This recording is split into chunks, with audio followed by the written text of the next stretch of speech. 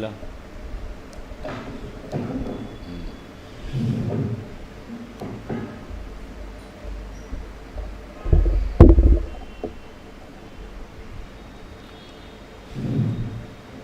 ಭಕ್ತ್ಯಾ ಸ್ತುತ್ಯಾ ವಿರಕ್ತ್ಯಾ ಭಜದಮಲಜನೋನ್ನತ್ಯಭೂತ್ಯರ್ಪಕಾಯ ಕ್ಷಿತ್ಯಾಂ ಅತ್ಯಲ್ಪಭೃತ್ಯೇಷ್ವಪಿ ಕುಜನಕೃತೋದ್ಧತ್ಯಭೂತ್ಯಾಜಕಾಯ ಕರ್ತ್ರೇ ಧರ್ತ್ರೇಥ ಹರ್ತ್ರೇ ಹಜಮುಖಹರಯೇ ಮುತ್ರಪಾತ್ರೇ ನಮಸ್ತೆ. ತಸ್ಮೈ ಕಸ್ಮೈಚಿದಸ್ಮನ್ ಮನಸಿ ಧೃತಕಥಾ ವಿಸ್ಮೃತೋ ಸ್ಮಾರಕಾಯ ತಪೋ ವಿದ್ಯಾ ವಿರಕ್ತ್ಯಾದಿ ಸದ್ಗುಣೌಘಾಕರಾನಹಂ ವಾದಿರಾಜಗುರೂನ್ ವಂದೇ ಹಯಗ್ರೀವಪದಾಶ್ರಯಾನ್. ತಪಸ್ವಾಧ್ಯಾಯ ಶುಶ್ರೂಷಾ ಕೃಷ್ಣಪೂಜಾರತಂ ಮುನಿಂ ವಿಶ್ವೇಶಮಿಷ್ಟದಂ ವಂದೇ ಪರಿವ್ರಾಟ್ಚಕ್ರವರ್ತಿನಂ. ಶ್ರೀಗುರುಭ್ಯೋ ನಮಃ. ಯೇನ ಪರ್ಯೇತಿ ಸಸ್ತ್ರೀಕೋ ಯಾನೈರ್ಗಚ್ಚತಿ ಪಶ್ಯತಿ ಹಸತಿ ಕ್ರೀಡತೆ ರೂಪಂ ದೇಹೋಯಂ ನಾತ್ರ ಸಂಶಯಃ.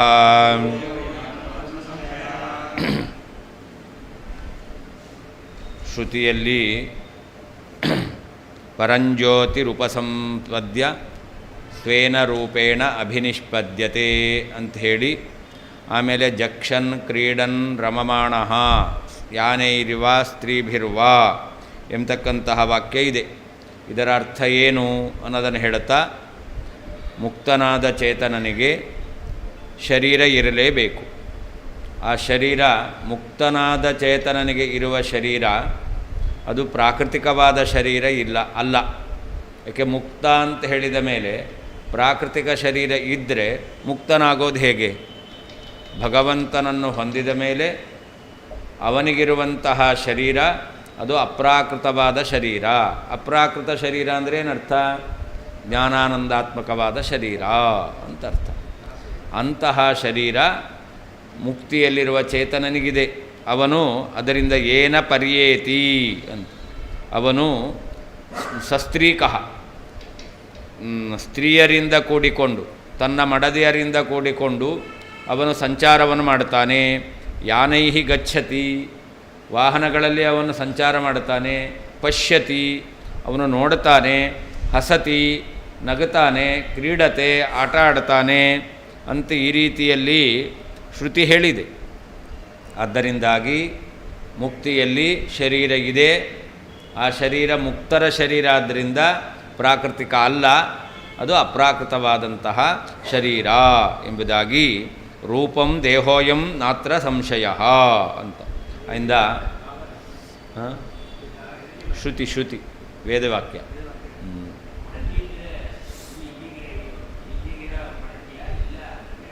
ಏನು? ಹಾಂ, ಈಗ ಕೆಲವರಿಗೆ ನಿಯತ ಪತ್ನಿಯರು, ಅವರು ಅವರವರ ಪತ್ನಿಯರ ಜೊತೆಯಲ್ಲಿ ಅಂತ, ಅಥವಾ ಯಾರಿಗೆ ಅಲ್ಲಿ ಪತ್ನಿಯರಾಗಿರ್ತಾರೋ ಅವರ ಜೊತೆಯಲ್ಲಿ ಅಂತ ಅರ್ಥ. ಹಾಂ, ದೇವತೆಗಳಿಗೆ ನಿಯತ ಪತ್ನಿಯರು.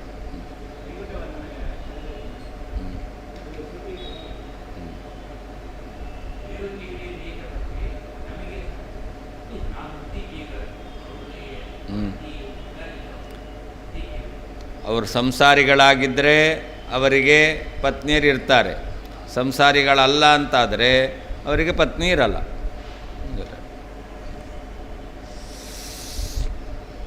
ಆದ್ದರಿಂದ ಶ್ರುತಿಯಲ್ಲಿ ಸ್ವೇನ ರೂಪೇಣ ಅಂತಿದೆಯಲ್ಲ, ಆ ರೂಪ ಶಬ್ದಕ್ಕೇನು ಅರ್ಥ ಮಾಡಬೇಕು? ಶರೀರ ಅಂತ ಅರ್ಥ ಮಾಡಬೇಕು ಅಂತ. ಅತ್ರ ಸಂಶಯ ಅಂದರೆ ರೂಪ ಅಂದರೆ ದೇಹ ಅಂತ ಅರ್ಥ. ದೇಹವುಳ್ಳವರಾಗಿದ್ದಾರೆ. ಏನ ಯಾವ ರೂಪದಿಂದ ಸಸ್ತ್ರೀಕಃ ಸ್ತ್ರೀ ಸಹಿತನಾಗಿ ಪರ್ಯೇತಿ ಸಂಚಾರ ಮಾಡುತ್ತಾನೆ, ಯಾನೈಹಿ ವಾಹನಗಳಿಂದ, ಗಚ್ಚತಿ ಸಂಚಾರ ಮಾಡ್ತಾನೆ, ಪಶ್ಯತಿ ನೋಡುತ್ತಾನೆ, ಹಸತಿ ನಗುತ್ತಾನೆ, ಕ್ರೀಡತಿ ರಮಿಸುತ್ತಾನೋ ಅಯಂ ಈ ರೂಪವು ದೇಹ ಶರೀರವೇ ಆಗಿದೆ. ಅತ್ರ ಈ ವಿಷಯದಲ್ಲಿ ನ ಸಂಶಯ ಸಂದೇಹವೇ ಇಲ್ಲ. ಏನ ಯಾವ ರೂಪದಿಂದ ಸಸ್ತ್ರೀಕಃ ಸ್ತ್ರೀ ಸಹಿತನಾಗಿ ಪರ್ಯೇತಿ ಸಂಚಾರ ಮಾಡ್ತಾನೋ, ಯಾನೈಹಿ ವಾಹನಗಳಿಂದ ಗಚ್ಚತಿ ಹೋಗುತ್ತಾನೋ, ಪಶ್ಯತಿ ನೋಡುತ್ತಾನೋ, ಹಸತಿ ನಗುತ್ತಾನೋ, ಕ್ರೀಡತೆ ರಮಿಸುತ್ತಾನೋ, ಅಯಂ ಈ ಶರೀರವು ಈ ರೂಪವು ದೇಹ ಶರೀರವೇ ಆಗಿದೆ. ಅತ್ರ ಈ ವಿಷಯದಲ್ಲಿ ನ ಸಂದೇಹ ಸಂದೇಹ ಇಲ್ಲ. ನನು ರೂಪಪದಂ ಚೈತನ್ಯ ಸ್ವರೂಪಪರಂ ನತು ದೇಹಪರಂ ಇತ್ಯತಃ ಏನ ಇತಿ ಅಂತ. ಇಲ್ಲಿ ಸ್ವೇನ ರೂಪೇಣ ಅಂತಿದೆ. ಸ್ವೇನ ರೂಪೇಣ ಅನ್ನೋದಕ್ಕೆ ಏನು ಅರ್ಥ ಮಾಡಬೇಕು? ರೂಪ ಅನ್ನೋದಕ್ಕೆ ದೇಹ ಅಂತ ಅರ್ಥ ಮಾಡಿದ್ವಿ ನಾವು. ದೇಹ ಅಂತ ಅರ್ಥ ಮಾಡೋದು ಯಾಕೆ? ಚೈತನ್ಯ ಅಂತ ಅರ್ಥ ಮಾಡೋಣ, ಚೇತನ ಅಂತ ಅರ್ಥ ಮಾಡೋದು. ಅದರಿಂದ ಸ್ವೇನ ರೂಪೇಣ ಅನ್ನೋದಕ್ಕೇನರ್ಥ? ಚೇತನನು ಅಂತ ಅರ್ಥ, ತನ್ನ ಚೈತನ್ಯ ರೂಪದಿಂದ ಅಂತ ಅರ್ಥ. ಶರೀರದಿಂದ ಅಂತ ಯಾಕೆ ಅರ್ಥ ಮಾಡಬೇಕು? ಅದನ್ನು ಹೇಳ್ತಾರೆ. ರೂಪಪದಂ ಚೈತನ್ಯ ಸ್ವರೂಪ ಪರಂ. ರೂಪ ಅನ್ನೋದಕ್ಕೆ ಚೈತನ್ಯ ಸ್ವರೂಪ ಅಂತ ಅರ್ಥ. ಅಂದರೆ ಸ್ವೇನ ರೂಪೇಣ ಅಂದರೆ ಚೈತನ್ಯ ಸ್ವರೂಪದಿಂದ ಅಂತ ಅರ್ಥ. ಅದಕ್ಕೆ ದೇಹ ನತು ದೇಹ ಪರಂ, ದೇಹ ಅಂತ ಅರ್ಥ ಮಾಡಬೇಕಾಗಿಲ್ಲ ಅಂತಂದರೆ ಅದಕ್ಕೆ ಹೇಳ್ತಾರೆ ಅತಃ, ಅದಕ್ಕೋಸ್ಕರ ಹೇಳ್ತಾ ಇದ್ದಾರೆ ಏನ ಇತಿ ಅಂತ, ಏನ ಪರ್ಯೇತಿ ಅಂತ. ಶ್ರುತೌ ಸಹ ನಿಷ್ಪನ್ನರೂಪ ಇತಿ ಹೇತುಗರ್ಭವಿಶೇಷಣೇನ ರೂಪೇಣೈವ ಪರ್ಯಟನಾದೇಹ ಕಥನಾತ್ ಸ್ತ್ರೀರಮಣಾದೇಹ ದೇಹಂ ವಿನಾ ಅಯೋಗಾಚ್ಚ ರೂಪಪದೋದಿತಃ ದೇಹ ಏವೇತಿ ಭಾವ ಅಂತ. ಅವನು ಸ್ವೇನ ರೂಪೇಣ ಅಭಿನಿಷ್ಪದ್ಯತೆ ಅಂತ ಹೇಳಿದ್ದಾರೆ. ತನ್ನ ಸ್ವರೂಪದಿಂದ ಅವನು ಇರ್ತಾನೆ ಅಂತ. ಅದರಿಂದ ಸ್ವಸ್ವರೂಪದಿಂದ ಇರ್ತಾನೆ ಅಂತ ಶ್ರುತಿ ಹೇಳಿರೋದ್ರಿಂದ ಅದೇನಾಗಬೇಕು? ದೇಹವೇ ಆಗಬೇಕು. ಯಾಕೆ ಅಂತಂದರೆ ಅವನು ಸ್ವಸ್ವರೂಪದಿಂದ ಪರ್ಯಟನವನ್ನು ಮಾಡ್ತಾನೆ, ಸಂಚಾರವನ್ನು ಮಾಡ್ತಾನೆ. ಪರ್ಯಟನ ಅಂದರೆ ಸಂಚಾರ, ಸಂಚಾರವನ್ನು ಮಾಡ್ತಾನೆ. ಸ್ತ್ರೀಯರ ಜೊತೆಯಲ್ಲಿ ವಿಹಾರವನ್ನು ಮಾಡ್ತಾನೆ ಅಂತ ಹೇಳಿದ್ದಾರೆ. ಇದನ್ನೆಲ್ಲ ಮಾಡಬೇಕು ಅಂತಾದರೆ ಶರೀರ ಇರಲೇಬೇಕು. ಶರೀರ ಇಲ್ಲದೇನೆ ಅವನು ಪರ್ಯಟನ ಮಾಡೋದು ಹೇಗೆ? ಸ್ತ್ರೀಯರ ಜೊತೆಯಲ್ಲಿ ವಿಹಾರ ಮಾಡೋದು ಹೇಗೆ? ಅದರಿಂದಾಗಿ ಶ್ರುತಿಯಲ್ಲಿ ಅವನು ಸ್ವಸ್ವರೂಪೇಣ ಅಭಿವ್ಯಕ್ತಿಯನ್ನು ಹೊಂದುತ್ತಾನೆ ಎಂಬುದಾಗಿ ಹೇಳಿ, ಅವನಿಗೆ ಪರ್ಯಟನ, ಸ್ತ್ರೀಯರ ಜೊತೆಯಲ್ಲಿ ವಿಹಾರಾದಿಗಳನ್ನು ಹೇಳಿರುವುದರಿಂದ ದೇಹಂ ವಿನ ಅಯೋಗಾಚ್ಚ, ದೇಹ ಇಲ್ಲ ಅಂತಾದರೆ ಪರ್ಯಟನಾದಿಗಳು ಕೂಡೋದಿಲ್ಲ. ಆದ್ದರಿಂದಾಗಿ ರೂಪಪದೋದಿತಃ ದೇಹ ಏವ, ರೂಪಶಬ್ದಕ್ಕೆ ದೇಹ ಎಂಬುದಾಗಿ ಅರ್ಥ.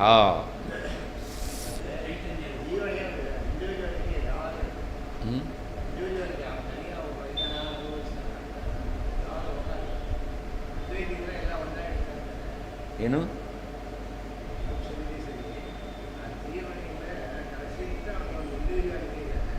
ಹೌದು, ಇದ್ದೇ ಇದೆ.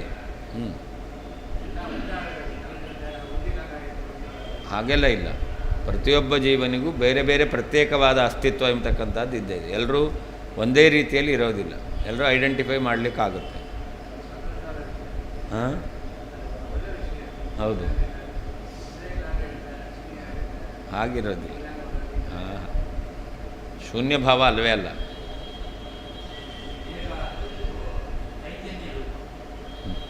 ಚೈತನ್ಯ ಅಷ್ಟೇ ಅಲ್ಲ, ಅವನಿಗೆ ಜ್ಞಾನಾನಂದಾತ್ಮಕವಾದ ಶರೀರವೂ ಇರುತ್ತೆ.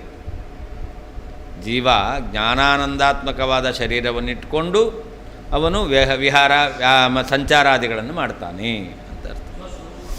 ಅದೇ ಸ್ವಸ್ವರೂಪ ಅಂದರೆ ಅದು ಚೈತನ್ಯ ಸ್ವರೂಪ ಅಂತ ಅರ್ಥ.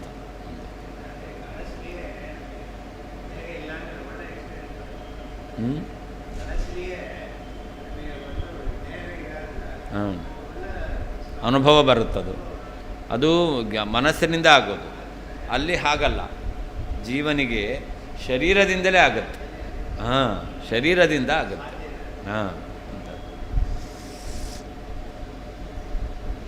ನಚೇಯಂ ಮುಕ್ತಿ ಜೀವನ್ಮುಕ್ತಿ ಯೇನ ಪ್ರಾಕೃತದೇಹೋಪಿ ಸಂಪದ್ಯತೆ ಸ್ವಸ್ವರೂಪ ಅಭಿನಿಷ್ಪತ್ತೇ ಜೀವನ್ಮುಕ್ತೌ ಅಭಾವಾತ್. ಅಲ್ಲ, ಇದನ್ನು ಜೀವನ್ಮುಕ್ತ್ಯವಸ್ಥೆ ಅಂತ ಹೇಳೋಣ. ಜೀವನ್ಮುಕ್ತ್ಯವಸ್ಥೆಯಲ್ಲಿ ಜೀವ ಅವನು ಸಂಚಾರ ಮಾಡ್ತಾನೆ, ಅವನು ನಗುತ್ತಾನೆ, ಅವನು ಆಟ ಆಡ್ತಾನೆ, ಇದೆಲ್ಲ ಇದ್ದೇ ಇರುತ್ತೆ. ಅವನಿಗೆ ಪ್ರಾಕೃತಿಕ ದೇಹ ಇರುತ್ತೆ. ಆದ್ದರಿಂದ ಸತತ್ರ್ಯ ಪರ್ಯೇತಿ ಜಕ್ಷನ್ ಕ್ರೀಡನ್ ರಮಮಾಣ ಎಂಬತಕ್ಕಂತಹ ಏನೋ ಶ್ರುತಿ ಇದೆ, ಇದು ಜೀವನ್ಮುಕ್ತ್ಯವಸ್ಥೆಯ ವ್ಯಾಪಾರವನ್ನು ಹೇಳ್ತಾ ಇದೆ. ಮುಕ್ತ್ಯವಸ್ಥೆಯ ವ್ಯಾಪಾರ ಅಲ್ಲ ಅಂತ ಹೇಳಿದ್ರೆ ಅದು ಸರಿಯಲ್ಲ. ನಚೇಯಂ ಮುಕ್ತಿ ಜೀವನ್ಮುಕ್ತಿ. ಇಲ್ಲೇನು ಸ್ವೇನ ರೂಪೇಣ ಅಭಿನಿಷ್ಪದ್ಯತೆ ಅಂತ ಪರಂಜ್ಯೋತಿರುಪಸಂಪದ್ಯ ಎಂಬುದಾಗಿ ವಾಕ್ಯದಿಂದ ಹೇಳಿದ್ದಾರೆ. ಇದು ಜೀವನ್ಮುಕ್ತ್ಯವಸ್ಥೆ ಅಲ್ಲ. ಯಾಕಲ್ಲ ಅಂತಂದರೆ ಅಲ್ಲಿ ಸ್ವಸ್ವರೂಪ ಅಭಿವ್ಯಕ್ತಿಯನ್ನು ಹೇಳಿದ್ದಾರೆ. ಜೀವನ್ಮುಕ್ತಿಯಲ್ಲಿ ಸ್ವಸ್ವರೂಪ ಅಭಿವ್ಯಕ್ತಿ ಆಗಿರೋದಿಲ್ಲ. ಆದ್ದರಿಂದ ಶ್ರುತಿಯಲ್ಲಿ ಸ್ವಸ್ವರೂಪೇಣ ಜೀವ ಇರ್ತಾನೆ ಎಂಬುದಾಗಿ ಸ್ವಸ್ವರೂಪದ ಅಭಿವ್ಯಕ್ತಿಯನ್ನು ಶ್ರುತಿ ಹೇಳಿದೆ.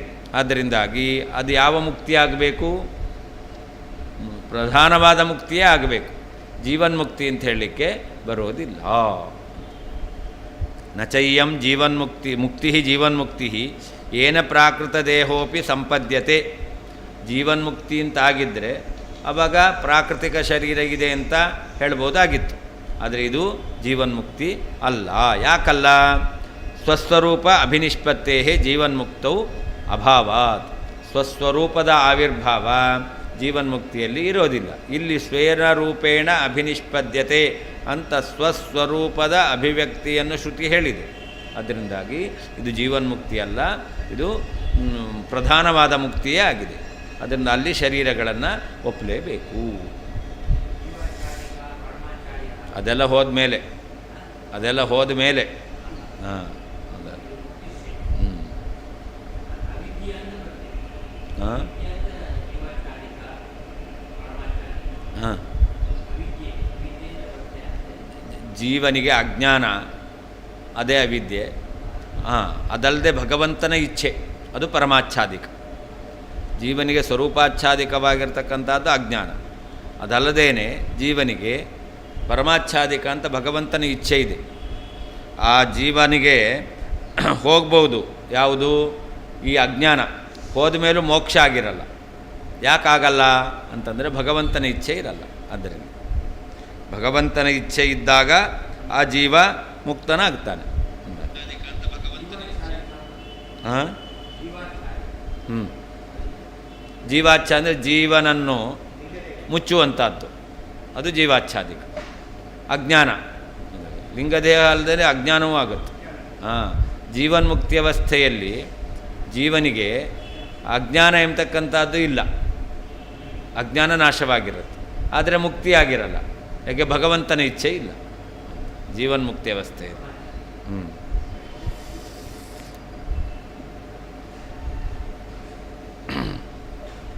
ಫಲಾಧ್ಯಾಯೇ ಸಂಪದ್ಯ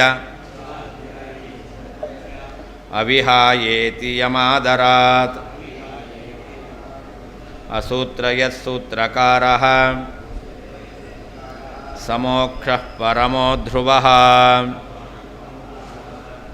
ಬ್ರಹ್ಮಸೂತ್ರದಲ್ಲಿ ಫಲಾಧ್ಯಾಯ 4ನೇ ಅಧ್ಯಾಯದಲ್ಲಿ ಸೂತ್ರಕಾರರು ವೇದವ್ಯಾಸ ದೇವರು ಸಂಪದ್ಯಾವಿಹಾಯ ಸ್ವೇನ ಶಬ್ದಾತ್ ಎಂಬುದಾಗಿ ಸೂತ್ರವನ್ನು ಹೇಳಿದ್ದಾರೆ. ಈ ಸೂತ್ರಕ್ಕೆ ಏನರ್ಥ ಅಂತಂದರೆ, ಜೀವ ಪರಮಾತ್ಮನನ್ನು ಹೊಂದಿ ತನ್ನ ಸ್ವರೂಪವನ್ನು ಬಿಡದೇನೆ ಸ್ವಸ್ವರೂಪದಿಂದ ಇರ್ತಾನೆ ಎಂಬುದಾಗಿ ಆ ಶ್ರುತಿಯ ಆ ಸೂತ್ರದ ಅರ್ಥ. ಅದರಿಂದ ಸಂಪದ್ಯ ಪರಮಾತ್ಮನನ್ನು ಹೊಂದುತ್ತಾನೆ. ಹೊಂದಿದ ಮೇಲೆ ಆ ಜೀವ ಅವನು ಸ್ವೇನ ರೂಪೇಣ ಅಭಿನಿಷ್ಪದ್ಯತೆ, ಸ್ವಸ್ವರೂಪದಿಂದ ಜೀವ ಇರ್ತಾನೆ ಎಂಬುದಾಗಿ. ಪರಮಾತ್ಮನ ಪ್ರಾಪ್ತಿ ಅಂದರೆ ಪರಮಾತ್ಮನಿಂದ ಐಕ್ಯ ಅಲ್ಲ, ತನ್ನ ಸ್ವರೂಪವನ್ನು ಬಿಡದೇನೆ ಸ್ವಸ್ವರೂಪದಿಂದ ಇರ್ತಾನೆ ಅಂತ ಸೂತ್ರಕಾರರೇ ಹೇಳಿರೋದ್ರಿಂದಾಗಿ ಜೀವನಿಗೆ ಮುಕ್ತಿಯಲ್ಲಿ ತನ್ನದೇ ಆದ ಅಪ್ರಾಕೃತವಾದ ದೇಹ ಎಂಬತಕ್ಕಂಥದ್ದು ಇದ್ದೇ ಇದೆ ಅಂತ. ಸ್ಥಾನ ಇದನ್ನೇ ಮೋಕ್ಷ ಪರಮೋ ಧ್ರುವ. ಉತ್ತಮವಾದ ಮೋಕ್ಷ ಅಂದರೆ ಯಾವುದು ಅಂದರೆ ಮುಖ್ಯವಾದ ಮೋಕ್ಷ ಯಾವುದು ಅಂತಂದರೆ ಸ್ವಸ್ವರೂಪದಿಂದ ಇರತಕ್ಕಂಥದ್ದೇ ಮುಖ್ಯವಾಗಿರ್ತಕ್ಕಂತಹ ಮೋಕ್ಷ ಅಂತ. ಏನು ಅದು ಅಪರೋಕ್ಷ ಜ್ಞಾನದಿಂದ ಮೋಕ್ಷ ಆಗುತ್ತೆ. ಈ ಜ್ಞಾನ ಆ ಅಪರೋಕ್ಷ ಜ್ಞಾನಕ್ಕೆ ಸಾಧನ.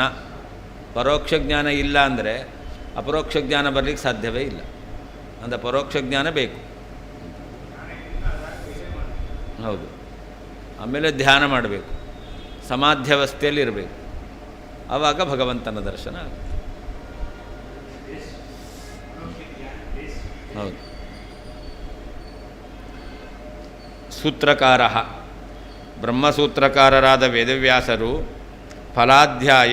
ಫಲಾಧ್ಯಾಯದಲ್ಲಿ ಸಂಪದ್ಯಾ ಅವಿಹಾಯ ಇತಿ ಸಂಪದ್ಯಾ ಅವಿಹಾಯ ಸ್ವೇನ ಶಬ್ದಾತ್ ಎಂಬತಕ್ಕಂತಹ ಸೂತ್ರದಲ್ಲಿ ಯಾವ ಮೋಕ್ಷವನ್ನು ಆದರದಿಂದ ಅಸೂತ್ರಯತೆ ಸೂತ್ರಿಸಿದ್ದಾರೋ ಸಹ ಆ ಮೋಕ್ಷವೇ ಧ್ರುವ ನಿತ್ಯವಾದ ಪರಮಃ ಮೋಕ್ಷ ಮುಖ್ಯವಾದ ಮೋಕ್ಷವಾಗಿದೆ.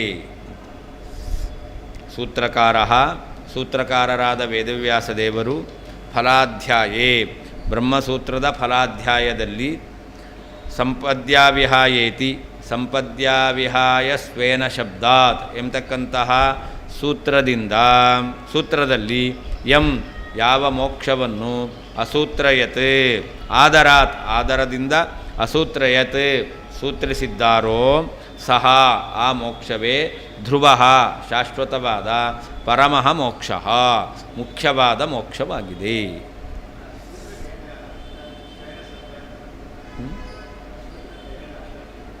ಸಂಪದ್ಯ ಅವಿಹಾಯ ಸ್ವೇನ ಶಬ್ದಾತ್ ಅಂತ. ಸಂಪದ್ಯ ಪರಮಾತ್ಮನನ್ನು ಹೊಂದಿ, ಅವಿಹಾಯ ತನ್ನ ಸ್ವರೂಪವನ್ನು ಬಿಡದೇನೆ, ಸ್ವೇನ ಶಬ್ದಾತ್ ಅಂದರೆ ಸ್ವೇನ ರೂಪೇಣ ಅಭಿನಿಷ್ಪದ್ಯತೆ ಎಂಬತಕ್ಕಂತಹ ಶ್ರುತಿ ಇರೋದರಿಂದಾಗಿ ತನ್ನ ಸ್ವರೂಪದಿಂದ ಇರ್ತಾನೆ ಅಂತ ಅರ್ಥ. ಸ್ವೇನ ಶಬ್ದಾತ್ ಅಂದರೆ ಸ್ವೇನ ರೂಪೇಣ ಅಭಿನಿಷ್ಪದ್ಯತೆ ಎಂಬತಕ್ಕಂಥ ಶ್ರುತಿವಾಕ್ಯ ಇದೆ. ಆದ್ದರಿಂದ ಮಾಡಿದ್ದಾರೆ.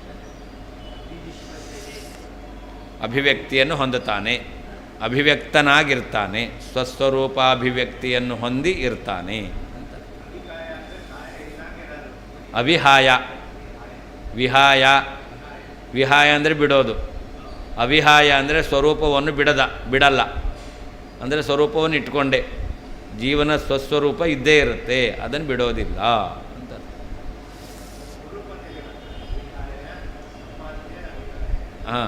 ಅವಿಹಾಯ ಅಂತಂದರೆ ಶಬ್ದವನ್ನು ಅಧ್ಯಯನ ಮಾಡಬೇಕು, ತನ್ನ ಸ್ವರೂಪವನ್ನು ಬಿಡದೆ. ಯಾಕೆ ಅಂದರೆ ಸ್ವೇನ ರೂಪೇಣ ಅಭಿನಿಷ್ಪದ್ಯತೆ ಅಂತ ಶ್ರುತಿ ಇದೆ, ಸ್ವಸ್ವರೂಪದಿಂದ ಇರ್ತಾನೆ ಅಂತ. ಆದ್ದರಿಂದ ಸ್ವಸ್ವರೂಪವನ್ನು ಬಿಡದೇನೆ ಪರಮಾತ್ಮನನ್ನು ಹೊಂದುತ್ತಾನೆ, ಸ್ವಸ್ವರೂಪವನ್ನು ಅಭಿವ್ಯಕ್ತಿ ಮಾಡಿಕೊಂಡು ಇರ್ತಾನೆ ಅಂತ.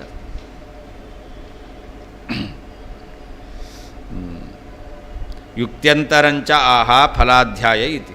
ಹಾಗೆ ಜೀವನಿಗೆ ಸ್ವರೂಪದೇಹ ಇದೆ ಎಂಬತಕ್ಕಂತಹ ಜ್ಞಾನಾನಂದಾತ್ಮಕವಾದ ಶರೀರ ಅದು ಎಂಬತಕ್ಕಂಥ ವಿಷಯದಲ್ಲಿ ಇನ್ನೊಂದು ಯುಕ್ತಿಯನ್ನು ಹೇಳ್ತಾ ಇದ್ದಾರೆ ಫಲಾಧ್ಯಾಯ ಎಂಬತಕ್ಕಂಥ ಶ್ಲೋಕದಿಂದ.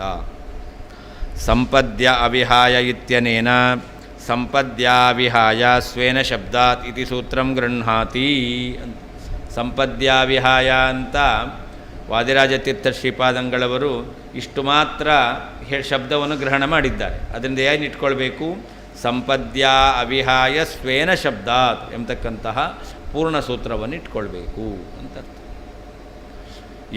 ಮೋಕ್ಷಂ ಫಲಾಧ್ಯಾಯೇ ಆದರಾದ್ ಅಸೂತ್ರಯತ್ ಇತಿ ಯೋಜನ. ಯಾವ ಮೋಕ್ಷವನ್ನು ಸೂತ್ರಕಾರರು ಫಲಾಧ್ಯಾಯದಲ್ಲಿ ಆದರ ಪುರಸ್ಸರವಾಗಿ ಇದೇ ಮೋಕ್ಷ ಎಂಬುದಾಗಿ ಅವರಿಗೆ ಅಭಿಪ್ರಾಯ ಇದೆ ಅನ್ನೋದನ್ನು ವ್ಯಕ್ತ ಮಾಡ್ತಾ ಸೂತ್ರವನ್ನು ರಚನೆ ಮಾಡಿದ್ದಾರೆ. ಸಂಪದ್ಯೇತಿ ಪ್ರಾಪ್ತಿಂ ಉಕ್ತ್ವಾ. ಸಂಪದ್ಯ ಅಂದರೆ ಪರಮಾತ್ಮನನ್ನು ಹೊಂದಿ, ಪ್ರಾಪ್ತಿಂ ಉಕ್ತ್ವ. ಸಂಪದ್ಯ ಅಂದರೆ ಪ್ರಾಪ್ತಿ, ಅದನ್ನು ಹೇಳಿ ಪುನಃ ಅವಿಹಾಯ ಇತಿ ಬಿಡದೇನೆ ಅಂತ ಹೇಳಿದ್ದಾರೆ.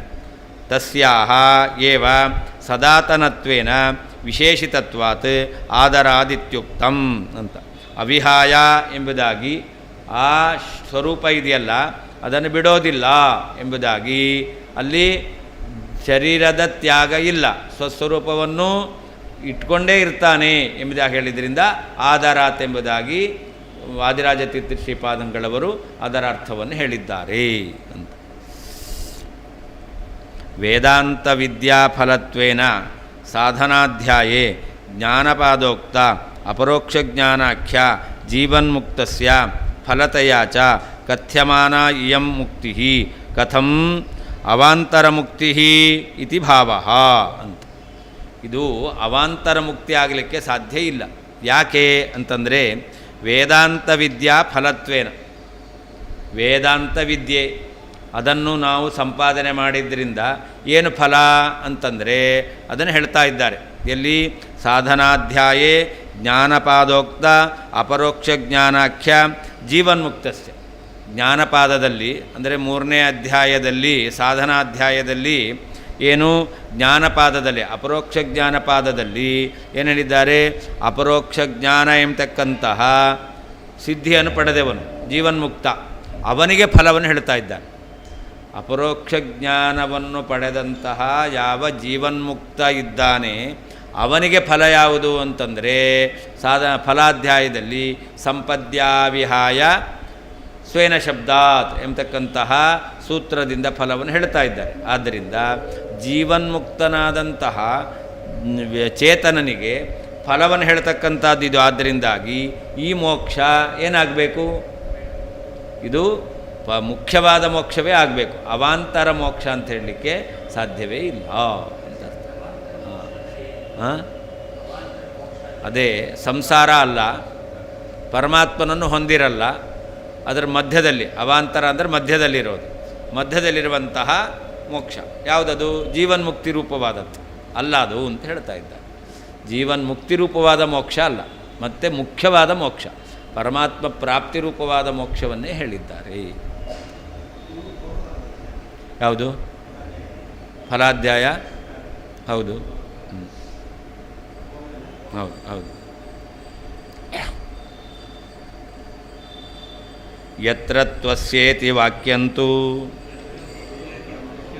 ಪ್ರವೃತ್ತಂ ತರ್ಕಮುದ್ರಯಾ ದೃಢೀಕರೋತಿ ಮಮರ್ಥಂ ಯತ್ತರ್ಕೋಂತ ವಿಪರ್ಯಯಃ. ಇದಾದ ಮೇಲೆ ಇನ್ನೊಂದು ಪ್ರಶ್ನೆ ಬರುತ್ತೆ. ನೀವೇನು ಹೇಳ್ತಾ ಇದ್ದೀರಾ? ಜೀವನಿಗೆ ಮುಕ್ತಿಯಲ್ಲಿ ಪರಮಾತ್ಮನಿಗಿಂತ ಭಿನ್ನನಾಗಿ ಇರ್ತಾನೆ, ಅವನಿಗೆ ಎಲ್ಲ ರೀತಿಯಾದ ಭೋಗವನ್ನು ಅನುಭವಿಸಲಿಕ್ಕೆ ಬೇಕಾದ ಶರೀರ ಇದೆ ಅಂತ. ಆದರೆ ಇನ್ನೊಂದು ಶ್ರುತಿ ಇದೆ, ಯತ್ರ ತು ಸರ್ವಂ ಆತ್ಮೈವಾಭೂತ್ ತತ್ರ ಕಿಂ ಕೇನ ಪಶ್ಯತಿ ಅಂತ. ಎಲ್ಲಿ ಎಲ್ಲವೂ ಆತ್ಮವಾಗಿ ಹೋಯಿತೋ ಅಲ್ಲಿ ಅವನು ಯಾವ ಇಂದ್ರಿಯಗಳಿಂದ ಏನನ್ನು ನೋಡ್ತಾನೆ ಅಂದರೆ ಏನೂ ನೋಡೋದಿಲ್ಲ ಅಂತ ಹೇಳದಂತೆ ಆಯಿತು. ಹಾಗಾದರೆ ಒಂದು ಶ್ರುತಿ ಏನು ಹೇಳ್ತಾ ಇದೆ? ಸರ್ವಂ ಆತ್ಮೈವಾಭೂತ್, ಎಲ್ಲವೂ ಚೈತನ್ಯವೇ ಆಗಿದೆ, ಬೇರೆ ಇಲ್ಲವೇ ಇಲ್ಲ. ಆದ್ದರಿಂದ ಕಿಂ ಕೇನ ಪಶ್ಯೇತ್, ಯಾವ ಇಂದ್ರಿಯದಿಂದ ಯಾವ ವಸ್ತುವನ್ನು ನೋಡಲಿಕ್ಕೆ ಸಾಧ್ಯ? ಯಾವುದನ್ನು ನೋಡೋದಿಲ್ಲ ಅಂತ ಈ ರೀತಿಯಲ್ಲಿ ಶ್ರುತಿ ಹೇಳ್ತಾ ಇದೆ ಅಂತ ಈ ಶ್ರುತಿಗೆ ಇತರರು ಅರ್ಥ ಹೇಳ್ತಾರೆ. ಇದು ನಮ್ಮ ಅರ್ಥ ಅಲ್ಲ. ಅದರಿಂದ ಅದನ್ನು ಹೇಳ್ತಾ ಇದ್ದಾರೆ, ಯತ್ರತು ಇತಿ ವಾಕ್ಯಂತೂ ಪ್ರವೃತ್ತಂ ತರ್ಕಮುದ್ರಯ. ಇದು ಯಥಾವಸ್ಥಿತ ವಾಕ್ಯವನ್ನು ಯಥಾವಸ್ಥಿತವಾಗಿ ಅರ್ಥ ಮಾಡಿಕೊಳ್ಳೋದಲ್ಲ, ಇದು ತರ್ಕಮುದ್ರೆಯ ಹೇಳ್ತಾ ಇದ್ದಾರೆ. ತರ್ಕವಾದ ರೀತಿಯಲ್ಲಿ ಈ ವಾಕ್ಯವನ್ನು ಪ್ರಯೋಗ ಮಾಡಿದ್ದಾರೆ. ಏನರ್ಥ ಅದಕ್ಕೆ ಅಂದರೆ, ಎಲ್ಲವೂ ಆತ್ಮವೇ ಆಗಿದೆ ಅಂತಾದರೆ ಯಾರು ಏನನ್ನು ನೋಡಲಿಕ್ಕೆ ಸಾಧ್ಯ ಅಂದರೆ ನೋಡಲಿಕ್ಕೆ ಸಾಧ್ಯ ಇಲ್ಲ ಅಂತ ಆಗೋಗುತ್ತೆ. ಆದ್ದರಿಂದಾಗಿ ಎಲ್ಲವೂ ಆತ್ಮವೇ ಆಗಿದೆ, ಕೇವಲ ಚೇತನ ಮಾತ್ರ ಇದ್ದಾನೆ ಅನ್ನೋದು ಸರಿಯಲ್ಲ ಅಂತ ಅರ್ಥ. ಅದನ್ನು ಅಂತ ವಿಪರ್ಯ ಪರ್ಯವಸಾನ ಮಾಡಬೇಕು. ಈಗ ತರ್ಕ ಅಂದರೆ ನೋಡಿ, ಯದಿ ವನ್ನಿರ್ನ ಸ್ಯಾತ್ ತರ್ಹಿ ಧೂಮೋಪಿ ನ ಸ್ಯಾತ್. ವನ್ನಿ ಇಲ್ಲ ಅಂತಾದರೆ ಧೂಮವು ಇರೋದಿಲ್ಲ. ಅಷ್ಟೇ ಅಲ್ಲ, ಆಮೇಲೆ ಅಸ್ತಿ ಚ ಧೂಮಃ, ಧೂಮ ಇದೆ, ಆದ್ದರಿಂದ ವನ್ನಿಹಿ, ಬೆಂಕಿ ಇರಲೇಬೇಕು. ಪರ್ವತಃ ವನ್ನಿಮಾನ್ ಧೂಮಾತಂತ, ಪರ್ವತದಲ್ಲಿ ಬೆಂಕಿ ಇದೆ, ಯಾಕೆ? ಹೊಗೆ ಇರೋದ್ರಿಂದ. ಅದಕ್ಕೇನು ಹೇಳೋದು? ಹೊಗೆ ಇರಲಿ, ಬೆಂಕಿ ಯಾಕಿರಬೇಕು ಅಂತ ಹೇಳ್ತಾರೆ. ಹೊಗೆಯನ್ನು ಒಪ್ಪೋಣ, ಕಾಣಿಸ್ತಾ ಇದೆ, ಬೆಂಕಿ ಕಾಣಿಸ್ತಾ ಇಲ್ಲ, ಬೆಂಕಿ ಒಪ್ಪೋದು ಬೇಡ. ಅದಕ್ಕೆ ನಾವು ತರ್ಕವನ್ನು ಹೇಳೋದು ಏನಂತ? ಯದಿ ವನ್ನಿಹಿ ನ ಸ್ಯಾತ್ ತರ್ಹಿ ಧೂಮೋಪಿ ನ ಸ್ಯಾತ್ ಅಂತ. ಒಂದು ವೇಳೆ ವನ್ನಿ ಇಲ್ಲ ಅಂತಾದರೆ ಧೂಮವು ಇರ್ತಿರಲಿಲ್ಲ ಅಂತ. ಇಷ್ಟಕ್ಕೆ ನಿಲ್ಲಿಸಬಾರ್ದು. ಕಾಣ್ತಾ ಇದೆ ಅಸ್ತಿ ಚ ಧೂಮಃ, ಧೂಮ ಇದೆ, ಅದರಿಂದ ಏನಾಗಬೇಕು? ತಸ್ಮಾದ್ ವನ್ನಿಹಿ ಅಂತ ಹೇಳಬೇಕು. ಹಾಗೆಯೇ ಇಲ್ಲಿಯೂ ಕೂಡ ಯತ್ರ ತು ಸರ್ವಂ ಆತ್ಮೈವಾಭೂತ್ ಕಿಂ ಕೇನ ಪಶ್ಯತಿ. ಒಂದು ವೇಳೆ ಎಲ್ಲವೂ ಚೈತನ್ಯವೇ ಆಗಿದೆ ಅಂತ ಆಗಿಬಿಟ್ರೆ ಯಾವ ಇಂದ್ರಿಯಗಳಿಂದ ಅವನು ಏನನ್ನು ನೋಡ್ತಾ ಇದ್ದ ಅಂತಂದರೆ, ಶ್ರುತಿ ಹೇಳ್ತಾ ಇದೆ ಏನಂತ? ಸತತ್ರ ಪರ್ಯೇತಿ ಜಕ್ಷನ್ ಕ್ರೀಡನ್ ರಮಮಾಣ ಸ್ತ್ರೀಭಿರ್ವಾ ಯಾನೈರ್ವಾ ಎಂಬುದಾಗಿ ಅವನು ಎಲ್ಲ ವಿಧವಾದ ಇಂದ್ರಿಯಗಳಿಂದ ನಡೆಯಬೇಕಾದ ವ್ಯಾಪಾರವನ್ನು ಮಾಡುತ್ತಾನೆ ಎಂಬುದಾಗಿ ಶ್ರುತಿ ಹೇಳ್ತಾ ಇದೆ. ಆದ್ದರಿಂದಾಗಿ ಎಲ್ಲವೂ ಆತ್ಮವೇ ಅಂತ ಹೇಳಬಾರದು ಅಂತ ಅಂತವಿಪರ್ಯಯ, ಇದನ್ನು ವಿಪರ್ಯಯ ಪರ್ಯವಸಾನ ಮಾಡಬೇಕು. ಆದ್ದರಿಂದ ಈ ವಾಕ್ಯ ತರ್ಕರೂಪದಲ್ಲಿದೆ. ಯಾವ ವಾಕ್ಯ ತರ್ಕರೂಪದಲ್ಲಿರುತ್ತೋ ಆ ವಾಕ್ಯಕ್ಕೆ ಅಷ್ಟೇ ಅರ್ಥವನ್ನು ಇಟ್ಕೊಳ್ಳೋದಲ್ಲ. ಯದಿ ವನ್ನಿರ್ನಸ್ಯ ತರ್ಹಿ ಧೂಮೋಪಿ ನ ಸ್ಯಾತ್, ತರ್ಕ ಹೇಳಿದ್ದಿದ್ದು. ಇಲ್ಲಿಗೆ ನಿಲ್ಲಿಸಬಾರ್ದು.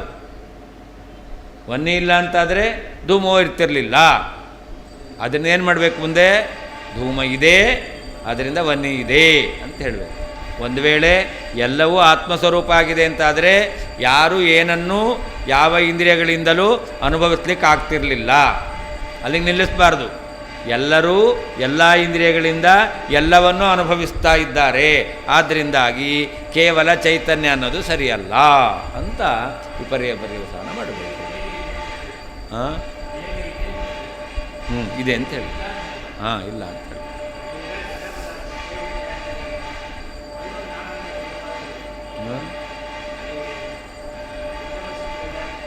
ಜಡವಸ್ತು ಇದೆ, ಅದು ಜಡವಸ್ತು ಇದೆಯಲ್ಲ, ಅದರಲ್ಲಿ ದೋಷ ಇಲ್ಲ. ಶುದ್ಧ ಸತ್ವಾತ್ಮಕವಾದ ಜಡವಸ್ತು, ಅದರಲ್ಲಿ ತ್ಯಾಜ್ಯವಾದ ಅಂಶ ಇರೋದಿಲ್ಲ. ಜಡವಸ್ತು ಇರುತ್ತೆ, ಅದು ಶುದ್ಧ ಸತ್ವಾತ್ಮಕವಾದದ್ದು. ಇಲ್ಲಿ ಯಾನೈಹಿ ಅಂತ ಹೇಳಿದ್ರಲ್ಲ, ಯಾನ ಅಂದರೆ ವಾಹನ, ವಾಹನ ಅದು ಜಡ. ವಾಹನ ರಥ ಅದು ಜಡ, ಅದಕ್ಕೆ ಕಟ್ಟಿದ ಕುದುರೆ ಅದು ಚೇತನ. ಅದರ ರಥ ಇದೆಯಲ್ಲ, ಅದು ಚಕ್ರ, ಅದರ ಪತಾಕೆ, ಧ್ವಜ, ಉಳಿದಿದ್ದೆಲ್ಲ ಏನಾಗಬೇಕು? ಅದೆಲ್ಲ ಜಡಬೇಕು. ಆದರೆ ಇಲ್ಲಿಯ ಪ್ರಾಕೃತಿಕವಾದದ್ದು ಇದೆಯಲ್ಲ, ಅದೆಲ್ಲ ಮುರಿದೋಗುತ್ತೆ, ಹಾಳಾಗೋಗುತ್ತೆ. ಕೆಲವು ದಿವಸ ಇಟ್ಟರೆ ತಾನಾಗೇ ಅದರ ಶಕ್ತಿ ಕಳ್ಕೊಂಬಿಡುತ್ತೆ. ಇಟ್ಟಿಟ್ಟೇ ಹಾಳಾಗೋಗುತ್ತೆ. ವೆಹಿಕಲ್ ಇಡ್ರಿ, ಯೂಸ್ ಮಾಡಲೇ ಇಲ್ಲ ಅಂತ, ಆಮೇಲೆ ಸ್ಟಾರ್ಟೇ ಆಗಲ್ಲ, ಪಂಚರ್ ಆಗೋಗಿರುತ್ತೆ, ಏನೋ ಆಗುತ್ತೆ. ಹಾಗೆ ಅಲ್ಲಿದ್ದಿಲ್ಲ, ದೋಷಗಳಿಲ್ಲ.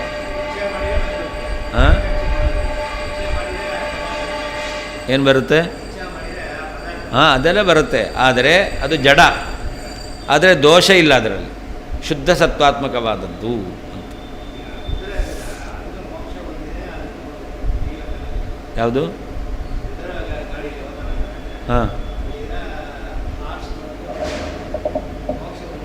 ಹೌದು, ಮೋಕ್ಷ ಹೊಂದಿದ. ಅಮುಕ್ತವಾದಂಥದ್ದೇನೂ ಅಲ್ಲಿಲ್ಲವೇ ಇಲ್ಲ. ಆ ಕುದುರೆಗೆ ಇವರನ್ನು ಕರ್ಕೊಂಡು ಹೋದರೆ ಒಂದು ಸಂತೋಷ ಆಗುತ್ತೆ. ಈ ಮುಕ್ತರನ್ನು ಕರ್ಕೊಂಡು ಹೋದರೆ ಅದರಿಂದ ಅದಕ್ಕೊಂದು ಸಂತೋಷ ಆಗುತ್ತೆ. ಈಗ ದೇವರ ಪಲ್ಲಕ್ಕಿ ಹೊತ್ತುಕೊಂಡ್ರೆ ನಮಗೆ ಸಂತೋಷ ಆಗಲ್ವಾ?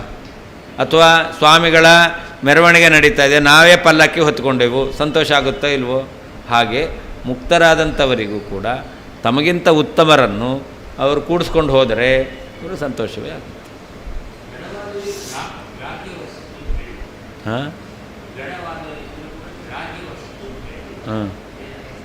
ಜಡವಾದ ಪದಾರ್ಥ ಅಲ್ಲಿದೆ, ಆದರೆ ಅದು ದೋಷ ಮುಕ್ತವಾದದ್ದು, ದೋಷ ಇಲ್ಲ ಅದು.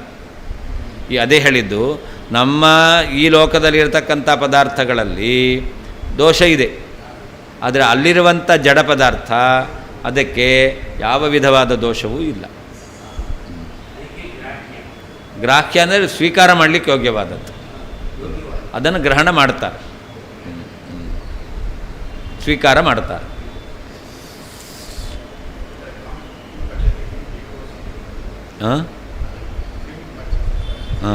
ಯತ್ರ ತು ಸರ್ವಂ ಆತ್ಮೈವಾಭೂತ್ ತತ್ರ ಕಿಂ ಕೇನ ಪಶ್ಯತಿ.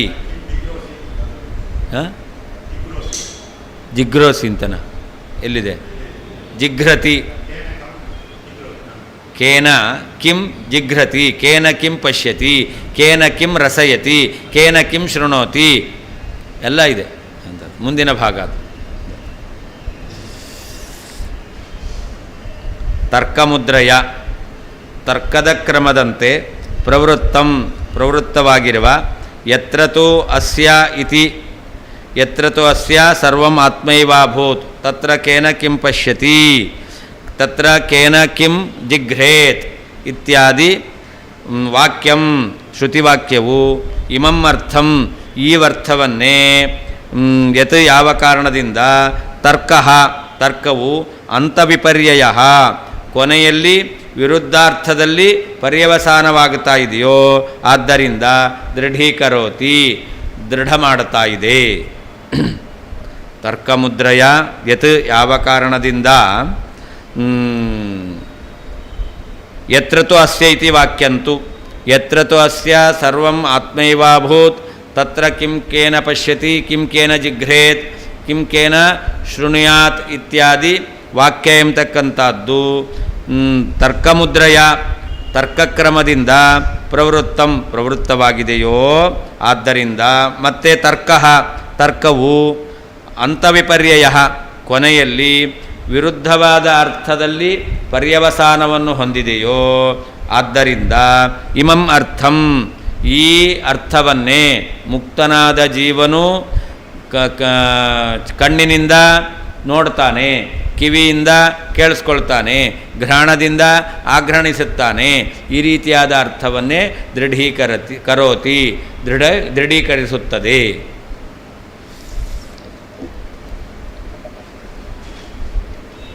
ತರ್ಹಿ ಯತ್ರ ತು ಸರ್ವಂ ಆತ್ಮೈವಾಭೂತ್ ತತ್ ಕೇನ ಕಂ ಪಶ್ಯೇತ್, ಕೇನ ಕಂ ಜಿಘ್ರೇತ್ ಇತಿ ಶ್ರುತೇಃ ಕಾಗತಿ ಇತ್ಯತಃ ಸೂತ್ರಕಾರ ಅಭಿಮತ ದೃಢ ನಿರೂಢ ಸ್ಪಷ್ಟ ಇತರ ಶ್ರುತಿಬಲಾತ್ ಅಸ್ಪಷ್ಟತೆಯ ಸಾವಕಾಶಾಯಾಹ ತಸ್ಯಾಹ ಏತದನುಕೂಲತೆಯ ಏವ ಅರ್ಥಃ ಕಥನೀಯಃ ಇತಿ ಭಾವೇನ ಆಹ ಯತ್ರ ತು ಇತಿ ಅಂತ.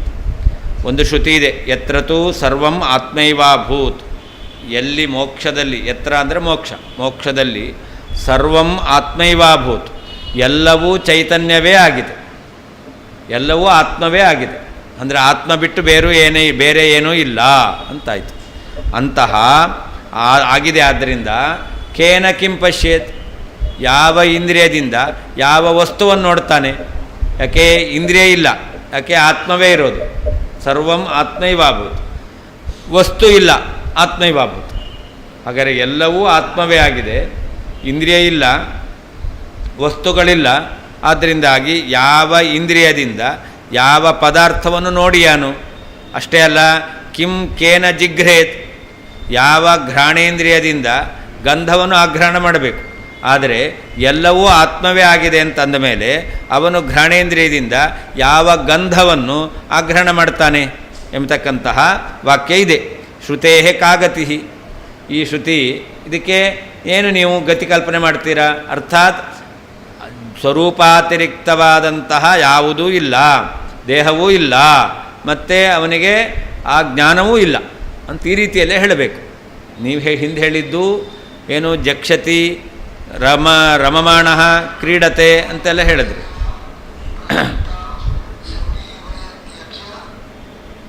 ಜೀವ ಅವನು ಎಲ್ಲ ವಿಧವಾದ ಅನುಭವವನ್ನು ಪಡಿತಾನೆ ಅಂತ.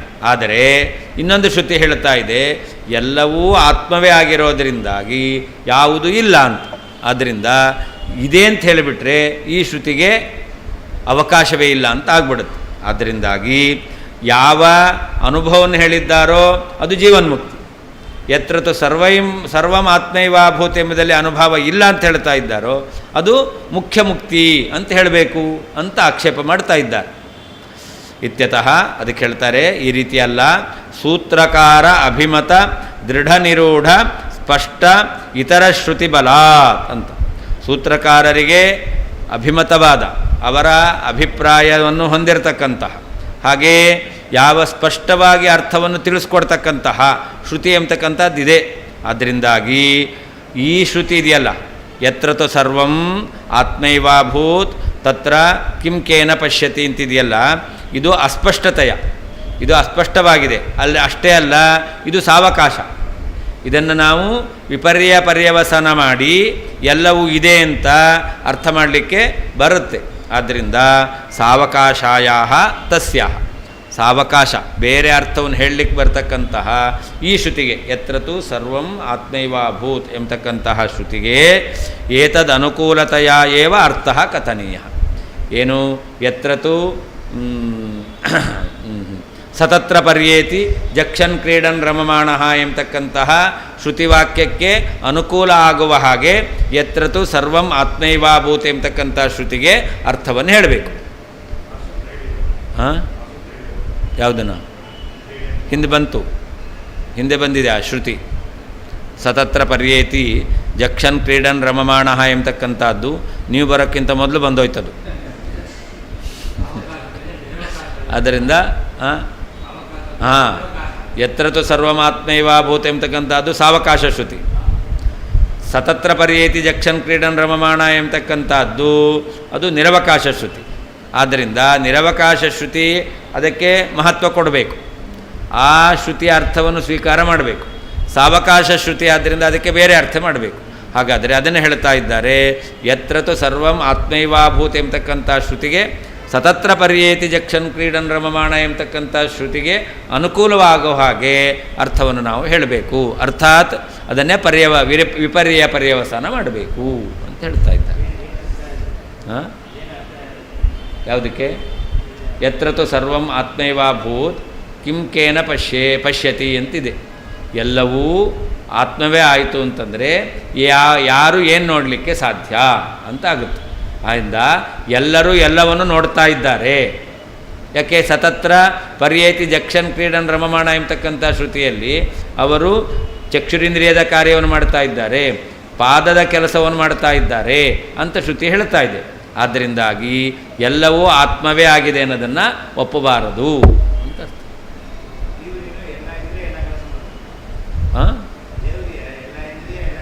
ಹಾಗೆ ಜೀವರಿಗೂ ಕೂಡ ಹಾಗೆ. ಅಂತೂ ಅವನಿಗೆ ಎಲ್ಲ ವಿಧವಾದ ವ್ಯಾಪಾರ ಇದೆ, ಇಲ್ಲ ಅಂತ ಈ ಶ್ರುತಿ ಹೇಳ್ತು. ಇಲ್ಲ ಅನ್ನೋದು ಸರಿಯಲ್ಲ.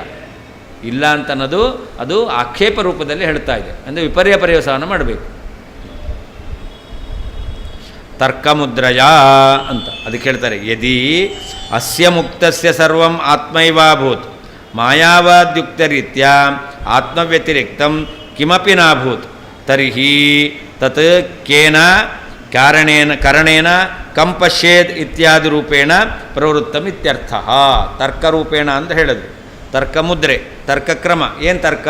ಅದನ್ನು ಹೇಳ್ತಾ ಇದ್ದಾರೆ. ಮಾಯಾವಾದಿಗಳು ಹೇಳುವ ರೀತಿಯಲ್ಲಿ ಅಸ್ಯ ಮುಕ್ತಸ್ಯ ಸರ್ವಂ ಆತ್ಮೈವಾಭೂತ್, ಮುಕ್ತನಾದವನಿಗೆ ಎಲ್ಲವೂ ಆತ್ಮವಾಗಿದೆ. ಏನರ್ಥ ಅಂತಂದರೆ ಆತ್ಮವ್ಯತಿರಿಕ್ತಂ ಕಿಮಪಿ ನಾಭೂತ್, ಆತ್ಮ ಅತಿರಿಕ್ತವಾದದ್ದು ಯಾವುದೂ ಇಲ್ಲ. ನಾನು ನೋಡಬೇಕು ಅಂದರೆ ಏನು ನೋಡಬೇಕು? ನೋಡುವಂತಹ ವಸ್ತು ಇರಬೇಕು, ನೋಡುವಂತಹ ನನಗಿಂತ ಬೇರೆಯಾದ ಜೀವ ಇರಬೇಕು. ನಾನು ನನ್ನನ್ನು ನೋಡಿಕೊಂಡೆ ಅಂತ ಯಾರಾದರೂ ಹೇಳ್ತಾರಾ? ಇಲ್ಲ. ಹಾಗಾದರೆ ನಾನು ನೋಡಬೇಕು ಅಂತಂದರೆ ನನಗಿಂತ ಬೇರೆಯವರನ್ನು ನೋಡಬೇಕು. ಆವಾಗ ಆ ತನಗಿಂತ ಬೇರೆಯಾದ ವಸ್ತು ಇರಬೇಕು. ಆದರೆ ಆತ್ಮೈವಾಭೂತ್, ಎಲ್ಲವೂ ಆತ್ಮವೇ ಆಗಿದೆ, ಆತ್ಮ ವ್ಯತಿರಿಕ್ತವಾದ ವಸ್ತುವೇ ಇಲ್ಲ. ಆದ್ದರಿಂದ ನೋಡಲಿಕ್ಕೆ ಸಾಧ್ಯ ಇಲ್ಲ ಅಂತ ಮಾಯಾವಾದಿಗಳು ಹೇಳ್ತಾರೆ. ಆದ್ದರಿಂದ ತರ್ಹಿ ಆತ್ಮವೇ ಆಗಿದೆಯೋ ತತ್ ತರ್ಹಿ ಕೇನ ಕರಣೇನ, ಯಾವ ಇಂದ್ರಿಯದಿಂದ ಕಿಂ ಪಶ್ಯೇತ್, ಏನು ನೋಡಲಿಕ್ಕೆ ಸಾಧ್ಯ ಇತ್ಯಾದಿ ರೂಪೇಣ ಪ್ರವೃತ್ತಂ. ಈ ರೀತಿಯಲ್ಲಿ ತರ್ಕ ರೂಪದಲ್ಲಿ ಅದಕ್ಕೇನು ಮಾಡಬೇಕು ಅಂತಂದರೆ ಇಮಂ ಮುಕ್ತಸ್ಯ ದೇಹ ಇಂದ್ರಿಯಾದಿ ಸದ್ಭಾವರೂಪಂ ಇಮಮರ್ಥಂ. ಮುಕ್ತನಾದವನಿಗೆ ದೇಹ ಇಂದ್ರಿಯಾದಿಗಳು ಇದೆ ಎಂಬತಕ್ಕಂಥ ಅರ್ಥವನ್ನೇ ಯತ್ರತು ಸರ್ವಂ ಆತ್ಮೈವಾಭೂತೆ ಎಂಬತಕ್ಕಂಥ ಶ್ರುತಿಯು ಹೇಳ್ತಾ ಇದೆ. ಯತ್ರತು ಸರ್ವಂ ಆತ್ಮೈವಾಭೂತೆ ಎಂಬತಕ್ಕಂಥ ಶ್ರುತಿಯು ಕೂಡ ಜೀವನಿಗೆ ಶರೀರ ಇಂದ್ರಿಯಗಳು ಇದೆ ಎಂಬತಕ್ಕಂಥ ಅರ್ಥವನ್ನೇ ಹೇಳ್ತಾ ಇದೆ ಅಂತ ಅರ್ಥ. ಅದು ಹೇಗೆ? ಯತ್ ಯಸ್ಮಾತ್ ತರ್ಕ ಅಂತವಿಪರ್ಯಯ ಅಂತ ಅದಕ್ಕರ್ಥ ಬರೀತಾರೆ. ಅಂತೆ ಅವಸಾನೆ ಕೊನೆಯಲ್ಲಿ ಅಂತರ್ಥ. ವಿಪರ್ಯಯ ವಿಪರ್ಯಯೇ ಪರ್ಯವಸಾನಂ ವಿಪರ್ಯ ಪರ್ಯವಸಾನವನ್ನು ಮಾಡಬೇಕು ಅಂತ ಅರ್ಥ. ಅದನ್ನೇ ಹೇಳಿದ್ದು ಯದಿ ವನ್ಯರ್ನ ಸ್ಯಾತ್ ತರ್ಗಿ ಧೂಮೋಪಿ ನ ಸ್ಯಾತ್. ಇದು ತರ್ಕ. ಇದನ್ನೇನು ಮಾಡಬೇಕು? ಕೊನೆಯಲ್ಲಿ ವಿಪರ್ಯ ಪರ್ಯವಸಾನವನ್ನು ಮಾಡಬೇಕು. ಅಸ್ತಿ ಚ ಧೂಮಃ ತಸ್ಮಾತ್ ವನ್ನಿ.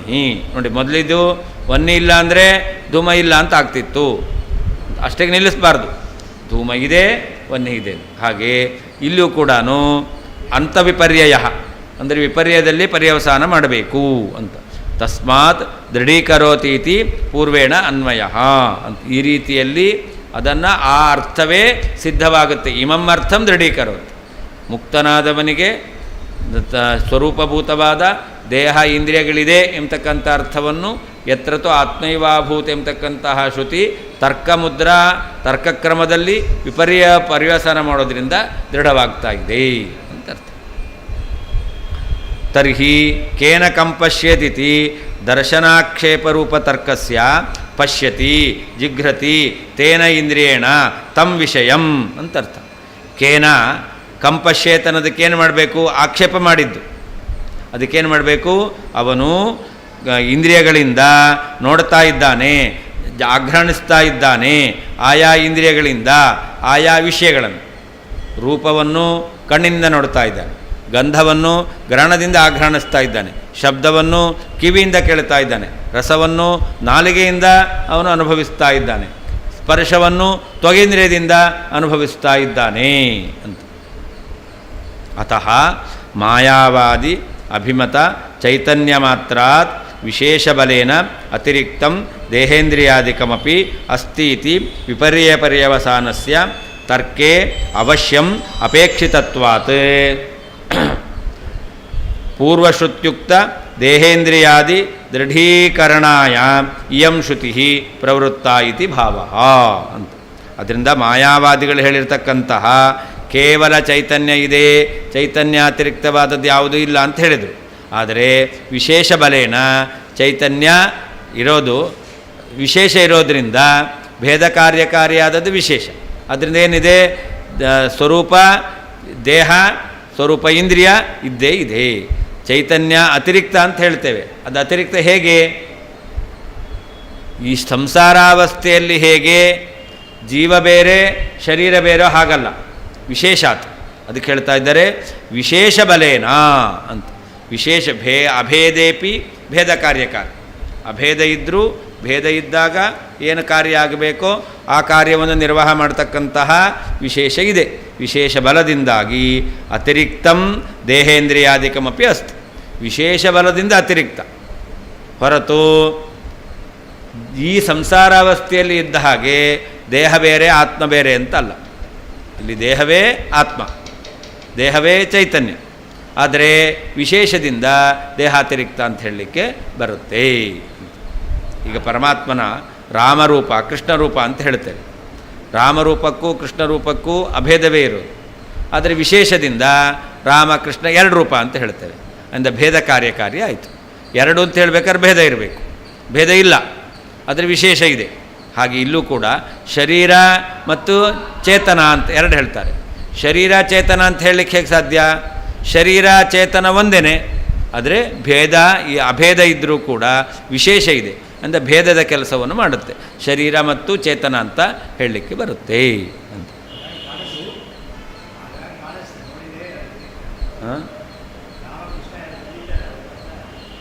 ರಾಮಕೃಷ್ಣ ಭೇದ ಇದೆಯಾ? ಇಲ್ಲ. ಮತ್ತೆ ಎರಡು ಅಂತ ಹೆಂಗೆ ಹೇಳ್ತೀರಾ? ಕಾಣಿಸ್ತಾ ಇದೆ ಅಂದರೆ ಅದು ಬೇರೆ ಬೇರೆನಾಗಿದ್ದರೆ ಎರಡು ಕಾಣಿಸ್ತಾ ಇದೆ. ಈಗ ಇದು ಬೇರೆ ಬೇರೆ. ರಾಮಕೃಷ್ಣ ಎರಡು ಕಾಣಿಸ್ತು, ಬೇರೆ ಬೇರೆನಾ? ಹಾಂ, ಅಂದರೆ ಬೇರೆ ಅಲ್ಲ, ಆದರೆ ಬೇರೆಯಂತೆ ಕಾಣಿಸ್ತಾ ಇದೆ. ಇದನ್ನೇ ವಿಶೇಷದಿಂದ ಅಂತ ಹೇಳ್ತಾರೆ. ಹಾಗೆ ಜೀವ ಅವನು ಚೈತನ್ಯ ಸ್ವರೂಪನೇ ಆಗಿದ್ದಾನೆ. ಅವನಿಗೆ ವಿಶೇಷದಿಂದಾಗಿ ಅವನ ಶರೀರ ಅಂತ ವ್ಯವಹಾರ ಮಾಡಲಿಕ್ಕೆ ಬರುತ್ತೆ, ಇಂದ್ರಿಯ ಅಂತ ವ್ಯವಹಾರ ಮಾಡಲಿಕ್ಕೆ ಬರುತ್ತೆ. ಆದ್ದರಿಂದ ಜೀವ ಸ್ವರೂಪಭೂತವಾದಂತಹ ಶರೀರದಿಂದ, ಸ್ವರೂಪಭೂತವಾದ ಇಂದ್ರಿಯದಿಂದ ಜೀವ ಗಂಧವನ್ನು ಅವನು ಇಂದ್ರಿಯದಿಂದ ಆಗ್ರಹಣ ಮಾಡ್ತಾನೆ, ರೂಪವನ್ನು ಕಾಣ್ತಾನೆ ಅಂತ ಹೇಳಲಿಕ್ಕೆ ಬರುತ್ತೆ.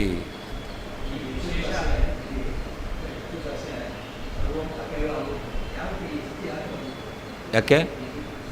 ಹಾಂ, ಅದೇ ಇದು. ಹಾಂ, ವಿಪರ್ಯ ಪರ್ಯವಸಾನ ಮಾಡಿ ಅಲ್ಲಿರೋದು ಸತತ್ರ ಪರ್ಯೇತಿ ಜಕ್ಷನ್ ಕ್ರೀಡನ್ ರಮಮಾಣ ಶ್ರೀವಿರ್ವಾಯಾನೇರ್ವಾ ಅಂತ ವಾಕ್ಯ ಬಂತು.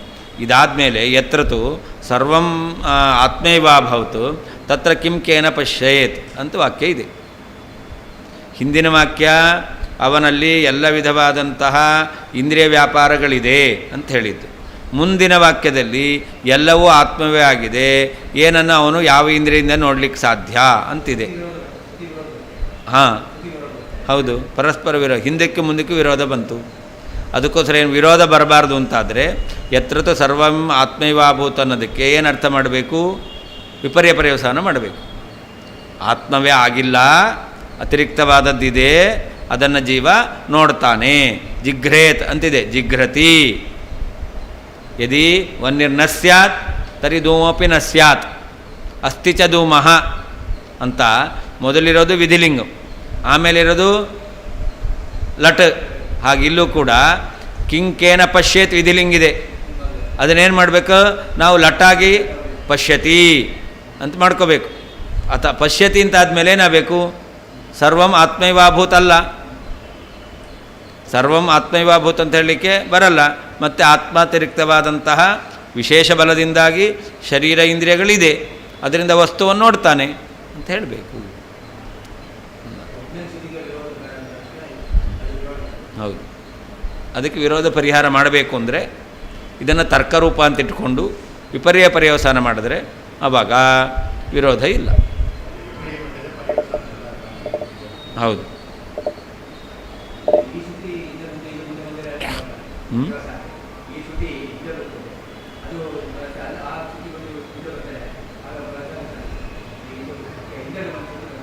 ಹಾಂ, ಸತತ್ರ ಪರ್ಯೇತಿ ಜಕ್ಷನ್ ಕ್ರೀಡನ್ ರಮಮಾಣ ಅಂತ ಶ್ರುತಿ ಇದೆ.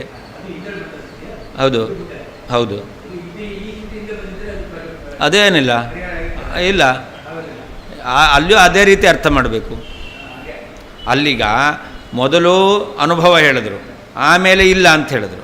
ನೀವು ಹೇಳುವ ರೀತಿಯಲ್ಲಿ ಮೊದಲು ಇಲ್ಲ ಅಂತ ಹೇಳಿದ್ರು, ಆಮೇಲೆ ಅನುಭವ ಹೇಳಿದ್ರು. ಪರಸ್ಪರ ವಿರೋಧ ಬರ್ತಿತ್ತು, ಹೆಂಗಿದ್ರೂ ವಿರೋಧವೇ. ಹಾಂ ಹಾಂ, ಅಷ್ಟೇ ಅಂತ. ಹಾಂ, ಎಲ್ಲಿ ಬೇಕಾದ್ರೆ ಹಿಂದಿನ ಮುಂದಿಂದ ಹಿಂದಿದ್ದು ಎಲ್ಲಿ ಬೇಕಾದ್ರೂ ವಿರೋಧ ಬರ್ಬೋದು, ಅಷ್ಟೇ. ಅದು ತರ್ಕರೂಪದಿಂದಲೇ ಪರಿಹಾರ ಮಾಡಬೇಕು.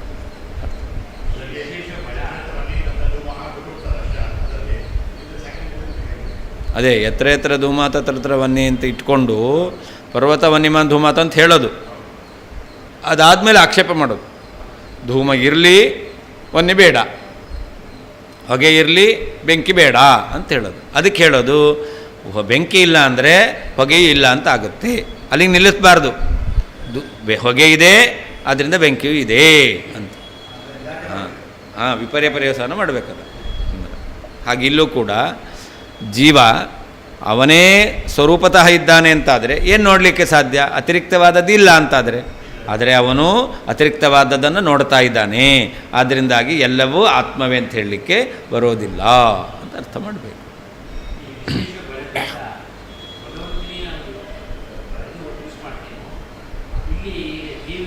ಹೌದು ಹೌದು ಹೌದು ಹೌದು.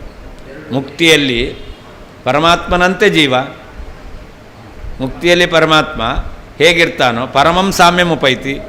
ಹಾಗಾದರೆ ಪರಮಾತ್ಮ ಹೇಗೆ ಸ್ವರೂಪಭೂತವಾದಂತಹ ಶರೀರ ಇಂದ್ರಿಯಗಳಿಂದಲೇ ಅವನು ಚೈತನ್ಯಮಯವಾದದ್ದನ್ನೇ ಅನುಭವಿಸ್ತಾನೋ, ಹಾಗೆ ಜೀವನೂ ಕೂಡ ಅವನು ಸ್ವರೂಪಭೂತವಾದ ದೇಹ ಇಂದ್ರಿಯಗಳಿಂದಲೇ ಅವನು ದೋಷರಹಿತವಾದದ್ದನ್ನು ಅನುಭವಿಸ್ತಾನೆ.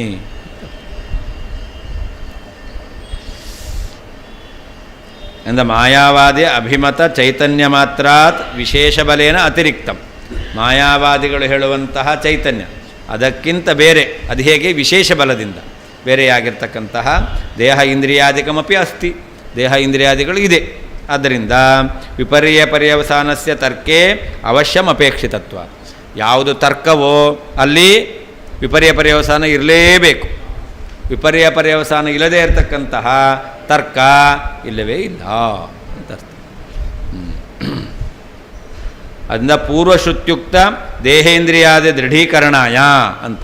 ಪೂರ್ವಶ್ರುತಿ ಅಂದರೆ ಯತ್ರತು ಸತತ್ರ ಪರ್ಯೇತಿ ಜಕ್ಷನ್ ಕ್ರೀಡನ್ ರಮಮಾಣ ಎಂಬತಕ್ಕಂಥ ಶ್ರುತಿಯಲ್ಲಿ ಜೀವನಿಗೆ ಈ ದೇಹ ಇಂದ್ರಿಯಾದಿಗಳನ್ನು ಹೇಳಿದ್ದಾರೆ. ಅದನ್ನು ದೃಢ ಮಾಡಲಿಕ್ಕೋಸ್ಕರ ತರ್ಕ ರೂಪದಲ್ಲಿ ಯತ್ರತು ಸರ್ವಂ ಆತ್ಮೈವಾಭೂತ ಎಂಬತಕ್ಕಂಥ ವಾಕ್ಯ ಹೊರಟಿದೆ ಎಂಬುದಾಗಿ ಅರ್ಥ ಮಾಡಬೇಕು. ಈಗ ದೃಢ ಆಯಿತು. ಒಂದು ವೇಳೆ ಆ ಚೈತನ್ಯವೇ ಆಗಿದ್ದರೆ ಅವನಿಗೆ ಇಂದ್ರಿಯಗಳಿಂದ ವಸ್ತುವನ್ನು ಅನುಭವಿಸ್ಲಿಕ್ಕೆ ಆಗ್ತಿರಲಿಲ್ಲ. ಜೀವ ಇಂದ್ರಿಯಗಳಿಂದ ವಸ್ತುಗಳನ್ನು ಅನುಭವಿಸ್ತಾ ಇದ್ದಾನೆ. ಆದ್ದರಿಂದ ಎಲ್ಲವೂ ಆತ್ಮ ಅನ್ನೋದು ಸರಿಯಲ್ಲ. ಆದ್ದರಿಂದ ಜೀವ ಇಂದ್ರಿಯಗಳಿಂದ ಎಲ್ಲ ಪದಾರ್ಥಗಳನ್ನು ಅನುಭವಿಸ್ತಾನೆ ಅಂತ ಹಿಂದೆ ಹೇಳಿದ್ದು ದೃಢವಾಗ್ತಾ ಇದೆ ಅಂತ ಅರ್ಥ. ಮೋಕ್ಷದಲ್ಲಿ ಸಹ ತತ್ರ ಮೋಕ್ಷೇ ಪರ್ಯೇತಿ ಸಂಚಾರ ಮಾಡಿಕೊಂಡಿರ್ತಾನೆ. ಸಂಚಾರ ಮಾಡ್ತಾನೆ ಅಂದರೆ ಕಾಲು ಬೇಕು, ಕಾಲಿಲ್ಲದೆ ಸಂಚಾರ ಮಾಡೋದು ಹೇಗೆ? ಹಾಗೆ ಜಕ್ಷನ್ ತಿಂತಾನೆ ಅಂತಂದರೆ ಬಾಯಿ ಇರಬೇಕು. ಹಾಗೆ ಹಸತಿ ನಗುತ್ತಾನೆ, ಸಂತೋಷ ಪಡ್ತಾನೆ, ಕ್ರೀಡತೆ ಆಟ ಆಡ್ತಾನೆ, ಅದಕ್ಕೆಲ್ಲ ಅವಯವಗಳು ಬೇಕು.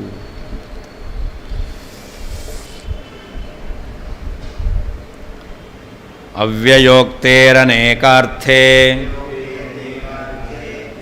ಶಾಸನೆ ತ್ವನುಶಾಸನಾತ್ ಸಾಮಾನ್ಯವಚನಂ ಖೇತತ್ ಪೂರ್ವವಾಕ್ತು ವಿಶೇಷವಾಕ್. ಅವ್ಯಯಗಳಿಗೆ ಅನೇಕ ಅರ್ಥ ಇದೆ ಎಂಬುದಾಗಿ ಕೋಶಗಳಲ್ಲಿ ಹೇಳಿದ್ದಾರೆ. ಅವ್ಯಯೋಕ್ತೇ ಅನೇಕಾರ್ಥೇ ಶಾಸನೇತು ಅನುಶಾಸನಾತ್ ಅಂತ. ಅನೇಕಾರ್ಥಗಳಲ್ಲಿ ಅವ್ಯಯದ ಪ್ರಯೋಗ ಇದೆ ಎಂಬುದಾಗಿ ಕೋಶ ವ್ಯಾಕರಣಾದಿಗಳಲ್ಲಿ ಹೇಳಿದ್ದಾರೆ. ಅದರಿಂದ ಏನು ಮಾಡಬೇಕು? ಯತ್ರತು ಅಸ್ಯ ಸರ್ವಂ ಆತ್ಮೈವಾಭೂತ್ ಎಂಬತಕ್ಕಂಥ ವಾಕ್ಯ ಇದೆಯಲ್ಲ, ಇದು ಸಾಮಾನ್ಯ ವಾಕ್ಯ. ಆಮೇಲೆ ಸತತ್ರ ಪರ್ಯೇತಿ ಜಕ್ಷನ್ ಕ್ರೀಡನ್ ರಮಮಾಣ ಎಂಬತಕ್ಕಂಥ ವಾಕ್ಯ ಇದೆಯಲ್ಲ, ಅದು ವಿಶೇಷ ವಾಕ್ಯ. ಯಾವಾಗಲೂ ವಿಶೇಷ ವಾಕ್ಯದಿಂದ ಸಾಮಾನ್ಯ ವಾಕ್ಯಕ್ಕೆ ಬಾಧ ಎಂಬತಕ್ಕಂಥದ್ದು ಇರುತ್ತೆ. ಅದನ್ನು ಪ್ರಕೃತದಲ್ಲಿ ಯತ್ರತು ಸರ್ವಂ ಆತ್ಮೈವಾಭೂತ ಎಂಬತಕ್ಕಂಥದ್ದು ಸಾಮಾನ್ಯ ವಾಕ್ಯ. ಸತತ್ರ ಪರ್ಯೇತಿ ಜಕ್ಷನ್ ಕ್ರೀಡನ್ ರಮಮಾಣ ಎಂಬತಕ್ಕಂಥ ವಿಶೇಷ ವಾಕ್ಯ. ಆದ್ದರಿಂದಾಗಿ ವಿಶೇಷ ವಾಕ್ಯ ಅದು ಸಾಮಾನ್ಯ ವಾಕ್ಯವನ್ನು ಬಾಧಿಸುತ್ತೆ. ಮೋಕ್ಷದಲ್ಲಿ ದೇಹ ಇಂದ್ರಿಯಗಳಿದೆ, ಅನುಭವವೂ ಇದೆ ಅಂತಲೇ ಹೇಳಬೇಕು.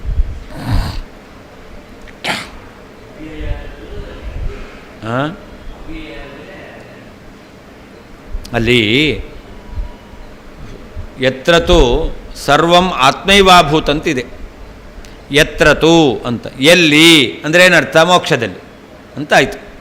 ತರ್ಕ ಅಂತಾದರೆ ಯದಿ ಅಂತ ಶಬ್ದ ಇರಬೇಕು. ಯದಿ ಅಂತ ಶಬ್ದ ಇಲ್ಲ ಅಂತ ಪ್ರಶ್ನೆ ಮಾಡ್ತಾ ಇದ್ದಾರೆ. ಯತ್ರತು ಅಸ್ಯ ಅಂತಿದೆ. ಯತ್ರ ಅಂತಿದೆ. ಯದಿತು ಅಸ್ಯ ಅಂತಾಗಿದ್ದರೆ ಅವಾಗ ನೀವು ಹೇಳುವ ರೀತಿಯಲ್ಲಿ ತರ್ಕ ಅಂತ ಹೇಳ್ಬೋದಾಗಿತ್ತು. ಯಾವಾಗ ತರ್ಕ ಅಂತ ಹೇಳ್ತೀರೋ ಆವಾಗ ಯದಿ ಶಬ್ದ ಇರುತ್ತೆ. ಯದಿ ವನ್ಯರ್ನ ಸ್ಯಾತ್ ತರ್ಹಿ ಧೂಮೋಪಿ ನ ಸ್ಯಾತ್ ಅಂದರೆ ಯದಿ ಶಬ್ದ ಇರುತ್ತೆ, ತರ್ಹಿ ಶಬ್ದ ಇರುತ್ತೆ. ಇಲ್ಲಿ ಯದಿ ಶಬ್ದ ಇಲ್ಲ, ಯತ್ರ ಅಂತಿದೆ. ಆದ್ದರಿಂದಾಗಿ ಏನು ಮಾಡಲಿಕ್ಕೆ ಬರಲ್ಲ, ಇದು ತರ್ಕ ಅಂತ ಹೇಳಲಿಕ್ಕೆ ಬರಲ್ಲ ಅಂತ ಆಕ್ಷೇಪ. ಅದಕ್ಕೆ ಉತ್ತರ ಕೊಡ್ತಾ ಇದ್ದಾರೆ. ಅವ್ಯಯಗಳಿಗೆ ಅನೇಕ ಅರ್ಥ ಇದೆ. ಯತ್ರ ಅನ್ನೋದು ಅವ್ಯಯ, ಅವ್ಯಯಕ್ಕೆ ಅನೇಕ ಅರ್ಥ ಇದೆ. ಯದಿ ಅಂತನೂ ಅರ್ಥ ಹೇಳ್ಬೋದು. ಆದ್ದರಿಂದ ಯತ್ರತು ಅಸ್ಯ ಸರ್ವಂ ಅಂದರೆ ಯದಿತು ಅಸ್ಯ ಸರ್ವಂ ಅಂತಲೇ ಅರ್ಥ. ಆದ್ದರಿಂದಾಗಿ ಇದು ತರ್ಕರೂಪದಲ್ಲೇ ಇದೆ ಅಂತ. ಇದು ತರ್ಕರೂಪದಲ್ಲಿ ಹೇಗೆ ಅಂತ ಪ್ರಶ್ನೆ. ಯಾಕೆ ಯದಿ ಅಂತ ಶಬ್ದ ಇದ್ದಿದ್ದರೆ ತರ್ಕರೂಪ ಅಂತ ಹೇಳ್ಬೋದು. ಯದಿ ವನ್ಯರ್ನ ಸ್ಯಾತ್ ತರ್ಹಿ ಧೂಮೋಪಿ ನ ಸ್ಯಾತ್ ಅಂತ ಯದಿ ಶಬ್ದವನ್ನು ಹೇಳ್ತೇವೆ. ಎಲ್ಲಿ ಅಂದರೆ ಮೋಕ್ಷದಲ್ಲಿ ಅಂತ ಆಯಿತು. ಹಾಗಾದರೆ ಹಾಂ, ಯದಿ ಅಂತಂದರೆ ತರ್ಕ ಆಗ್ತಿತ್ತು. ಯದಿ ಅಂದರೆ ತರ್ಕ ಆಗ್ತಿತ್ತು. ಯತ್ರ ಅಂತ ಶಬ್ದ ಇರೋದ್ರಿಂದ ಇದು ತರ್ಕ ಅಲ್ಲ ಅಂತ ಆಕ್ಷೇಪ. ಅದಕ್ಕೆ ಯತ್ರ ಶಬ್ದ ಇದ್ದರೂ ಕೂಡ ಕೋಶಗಳಲ್ಲಿ ಜ್ಞಾನಿಗಳು ಅವ್ಯಯಕ್ಕೆ ಅನೇಕ ಅರ್ಥವನ್ನು ಹೇಳಿದ್ದಾರೆ. ಅಂದರೆ ಎತ್ತರ ಅನ್ನೋದಕ್ಕೆ ಎತ್ತರ ಅಂತ ಎಲ್ಲಿ ಮೋಕ್ಷದಲ್ಲಿ ಅಂತ ಅರ್ಥ ಅಲ್ಲ, ಅದು ಅಧಿಕರಣಾರ್ಥವನ್ನು ಹೇಳ್ತಾ ಇಲ್ಲ. ಮತ್ತು ಯದಿ ಎಂಬತಕ್ಕಂತಹ ತರ್ಕಕ್ಕೆ ಬೇಕಾದಂಥ ಅರ್ಥವನ್ನೇ ಹೇಳ್ತಾ ಇದೆ. ಆದ್ದರಿಂದ ಇದು ತರ್ಕರೂಪದಲ್ಲಿದೆ ಅಂತ ಹೇಳಬಹುದು. ಹಾಂ, ಏನು ಎತ್ತರ ಅನ್ನೋದಕ್ಕೆ ಯದಿ ಅಂತ ಅರ್ಥ ಇದೆ ಅಂತ ಹೇಳಿದ್ದಾರೆ. ಆದ್ದರಿಂದ ಇಲ್ಲಿಗ ಎತ್ತರ ಅನ್ನೋ ಶಬ್ದ ಇದ್ದರೂ ಯದಿ ಅಂತ ಅರ್ಥ ಇಟ್ಕೊಳ್ಬೇಕು. ಎತ್ತರ ಅನ್ನೋದಕ್ಕೆ ಎಲ್ಲಿ ಅಂತ ಅರ್ಥ ಹೇಗಿದೆಯೋ ಹಾಗೆ ಯದಿ ಅಂತ ಅರ್ಥನೂ ಇದೆ. ಅದರಿಂದ ಯದಿ ಅಂತ ಅರ್ಥವನ್ನು ಇಟ್ಕೊಳ್ಬೇಕು. ಏಕೆ ಪೂರ್ವಾಪರ ವಿರೋಧ ಬರುತ್ತೆ ಯದಿ ಅಂತ ಅರ್ಥ ಇಟ್ಕೊಳ್ಳಿಲ್ಲ ಅಂದರೆ. ಒಂದು ವೇಳೆ ಎತ್ತರ ಶಬ್ದಕ್ಕೆ ಯದಿ ಅಂತ ಅರ್ಥ ಹೇಳಲಿಲ್ಲ ಅಂತಾದರೆ ಹಿಂದಿನ ವಾಕ್ಯಕ್ಕೂ ಎತ್ರತೋ ಆತ್ಮೈವ ಸರ್ವಮಭೂತ ಎಂಬತಕ್ಕಂಥ ವಾಕ್ಯಕ್ಕೆ ವಿರೋಧ ಬರುತ್ತೆ. ಹಾಂ, ಎಲ್ಲಿ ಅಲ್ಲಿ ಎತ್ತರ ಇಲ್ಲ, ಅಲ್ಲಿ ತತ್ರ ಇರೋದು. ಹಾಂ, ಎತ್ತರ ಅನ್ನೋದಕ್ಕೆ ಯದಿ ಅಂತ ಅರ್ಥ. ಹಾಂ, ಅದೇ ಸತತ್ರ. ಯಾಕೆ ಹಿಂದಿನ ವಾಕ್ಯ ಎಂಬತಕ್ಕಂಥದ್ದು ಏನು ಪರಂಜ್ಯೋತಿರುಪಸಂಪದ್ಯ ಸ್ವೇನ ರೂಪೇಣ ಅಭಿನಿಷ್ಪದ್ಯತೆ ಸತತ್ರ. ಹಾಂ, ಎಲ್ಲಿ ಪರಂಜ್ಯೋತಿಯನ್ನು ಹೊಂದುತ್ತಾನೋ ಅಲ್ಲಿ ಅಂತ ಅರ್ಥ. ಅಲ್ಲಿ ತರ್ಹಿ ಅಂತ ಅರ್ಥ ಅಲ್ಲ, ತತ್ರ ಅನ್ನೋಕ್ಕೆ ತರ್ಹಿ ಅಂತ ಅರ್ಥ ಅಲ್ಲ. ಹಾಂ, ಇಲ್ಲಿ ಮಾತ್ರ ಆ ವಾಕ್ಯಕ್ಕೆ ಅನುಗುಣವಾಗಿ ಈ ವಾಕ್ಯನ ಅರ್ಥ ಮಾಡಬೇಕಾದ್ರಿಂದ ಎತ್ತರ ಶಬ್ದಕ್ಕೆ ಯದಿ ಅಂತ ಅರ್ಥ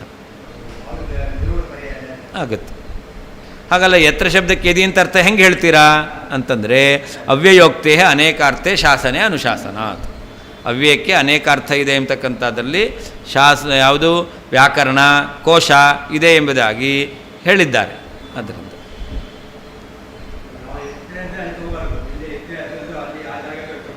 ಹಾಂ, ಯದಿ ಅಂತ ಅರ್ಥ.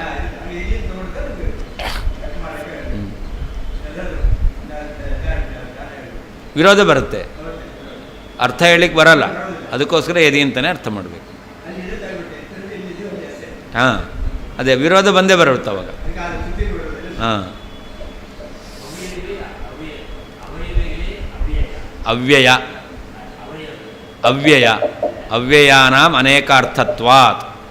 ಅವ್ಯಯಗಳಿಗೆ ಅನೇಕ ಅವಯವ ಅಲ್ಲ, ಅವ್ಯಯ. ಅವ್ಯಯಗಳು ಅಂತಂದರೆ ಯಾವುದಕ್ಕೆ ಎಲ್ಲ ವಿಭಕ್ತಿಗಳಲ್ಲಿ ಒಂದೇ ರೀತಿಯಾದಂತಹ ಪ್ರಯೋಗ ಇರುತ್ತೋ ಅದನ್ನು ಅವ್ಯಯ ಅಂತ ಕರೀತಾರೆ. ಆಯಿತಾ? ಉಚ್ಚೈಹಿ ಅಂತಿದೆ. ಉಚ್ಚೈಹಿ ರಾಮೈಹಿ. ರಾಮೈಹಿ ಅನ್ನೋದು ಯಾವುದು? ತೃತೀಯ ವಿಭಕ್ತಿ ಬಹುವಚನ. ಉಚ್ಚೈಹಿ ಅನ್ನೋದು ಅವ್ಯಯ, ಅದು ತೃತೀಯ ವಿಭಕ್ತಿ ಬಹುವಚನ ಅಲ್ಲ. ಉಚ್ಚೈಹಿ ನೀಚೈಹಿ ಅಂತಿದೆ. ಆಯಿತಾ? ನಿಮ್ಗೆ ನೋಡಿದ್ರೆ ರಾಮೈಹಿ ಇದ್ದ ಹಾಗೆ ಉಚ್ಚೈಹಿ ನೀಚೈ ತೃತೀಯ ವಿಭಕ್ತಿ ಬಹುವಚನ ಅಂತ ಸಂದೇಹ ಬರುತ್ತೆ. ಆದರೆ ಅದೇನಲ್ಲ, ಅವ್ಯಯ ಅದು. ಅದಕ್ಕೇನರ್ಥ ಅಂತಂದರೆ ಯಾವ ವಿಭಕ್ತಿ ಅರ್ಥವನ್ನು ಹೇಳ್ಬೋದು. ಜೋರಾಗಿ ಅಂತ ಹೇಳ್ಬೋದು, ಅಥವಾ ಜೋರು ಧ್ವನಿಯಿಂದ ಹೇಳ್ಬೋದು, ಜೋರು ಧ್ವನಿಯಲ್ಲಿ ಹೇಳ್ಬೋದು, ಏನು ಬೇಕಾದ್ರೆ ಜೋರು ಧ್ವನಿಯನ್ನು ಹೇಳ್ಬೋದು.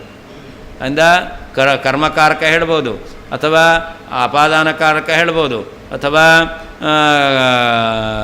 ಸಂಪ್ರದಾನಕಾರಕ ಹೇಳ್ಬೋದು. ಯಾವ ಕಾರಕವನ್ನು ಬೇಕಾದ್ರೂ ಹೇಳ್ಬೋದು. ಎಲ್ಲ ವಿಭಕ್ತಿಯಲ್ಲಿ. ತ್ರಿಜುಷಂ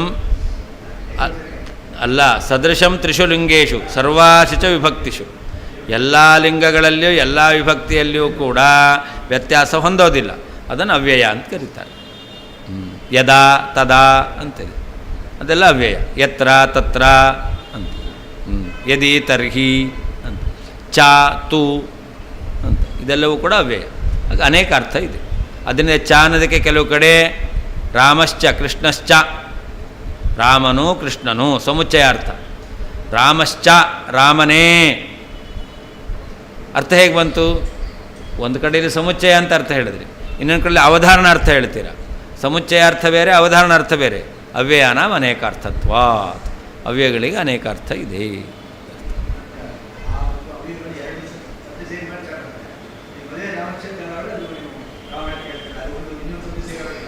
ಇಲ್ಲ. ರಾಮಃ ಕೃಷ್ಣಶ್ಚ ಆಗತಃ. ರಾಮಃ ಕೃಷ್ಣಶ್ಚ ಆಗತಃ ಏನರ್ಥ?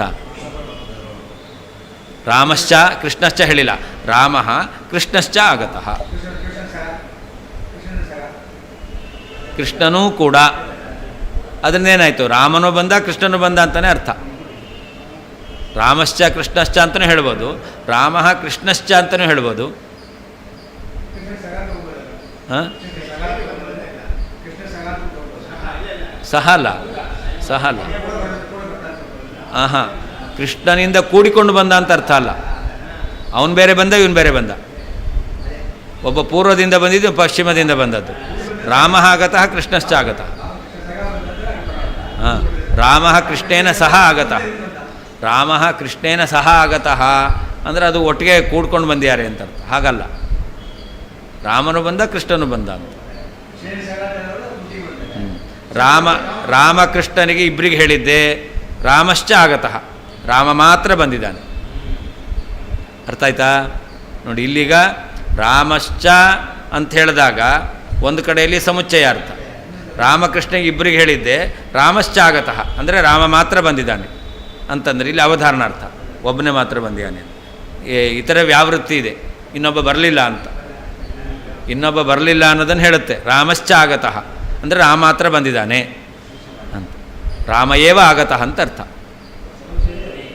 ಅಂದರೆ ಚಶಬ್ದಕ್ಕೆ ಅನೇಕ ಅರ್ಥ ಇದೆ, ಹಾಗೆ ಅವ್ಯಯಕ್ಕೆ ಅನೇಕ ಅರ್ಥ ಇದೆ.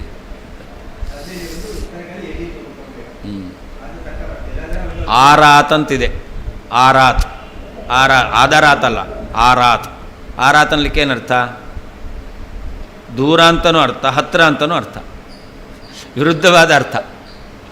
ಆರಾತ್ ಅನ್ನೋದಕ್ಕೆ ಒಂದೇ ಶಬ್ದಕ್ಕೆ ಅರಿಷ್ಟಂ ಅರಿಷ್ಟಾನಿ ವಿನಶ್ಯಂತು ಅಂತ ಹೇಳಿದ್ದಾರೆ. ಅರಿಷ್ಟ ಅಂತಂದರೆ ಅರಿಷ್ಟಂಚ ಶುಭಾಶುಭೆ.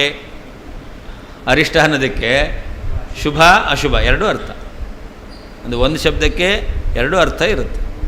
ಇಲ್ಲಿ ಅವ್ಯಯಕ್ಕೆ ಅನೇಕ ಅರ್ಥಗಳಿರುತ್ತೆ.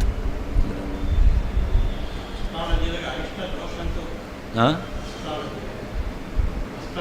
ಹಾಂ ಹಾಂ, ಹೌದು. ಅರಿಷ್ಟ ಅನಿಷ್ಟ ಇದೆಲ್ಲ ದೋಷವೇ. ಅದೇ ಅಶುಭ ಅಂತಂದರೆ ಅನಿಷ್ಟ ದೋಷ.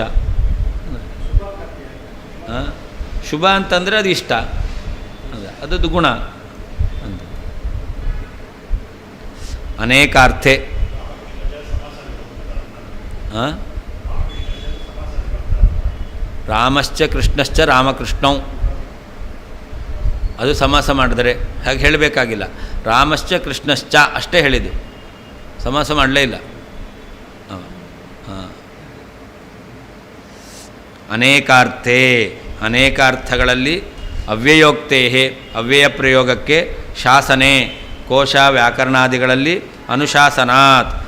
ಅನುಶಾಸನ ಇರುವುದರಿಂದ ಏತತ್ ಈ ವಾಕ್ಯವು ಸಾಮಾನ್ಯ ವಚನಂ ಸಾವಕಾಶ ವಾಕ್ಯವು, ಪೂರ್ವವಾಕ್ತು ಹಿಂದಿನ ವಾಕ್ಯವು ವಿಶೇಷವಾಕ್ ನಿರವಕಾಶ ವಚನವಾಗಿದೆ ಅಂತ.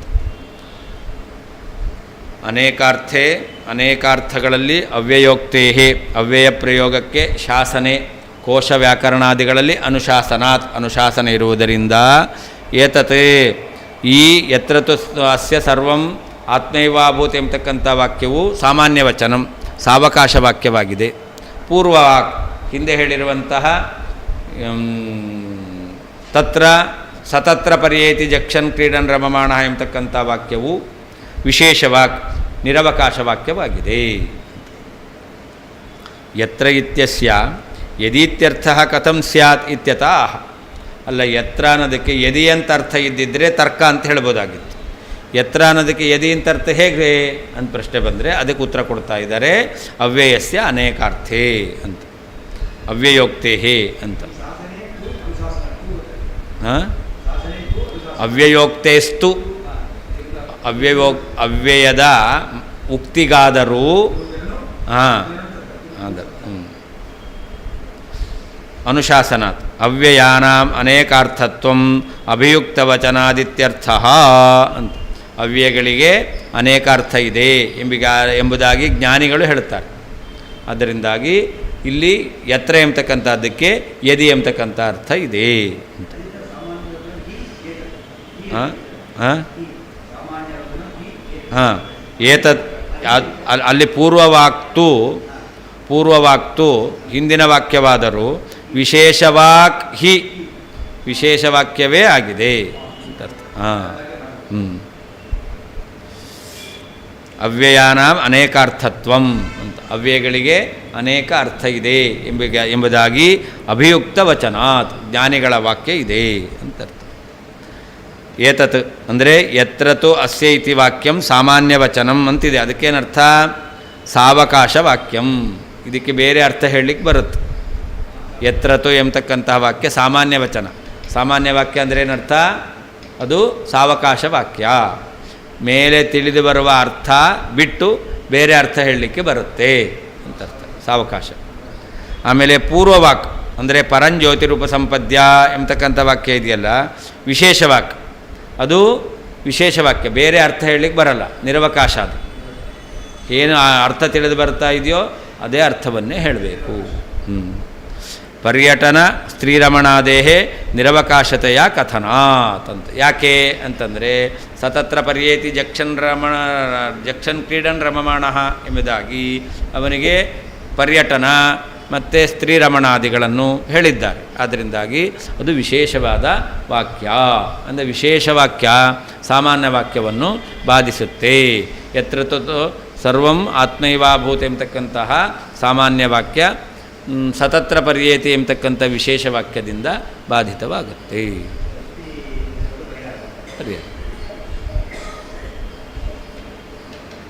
ಜಂಬುಕೋಮೇಶ ಯುದ್ಧಾರ್ಥಿ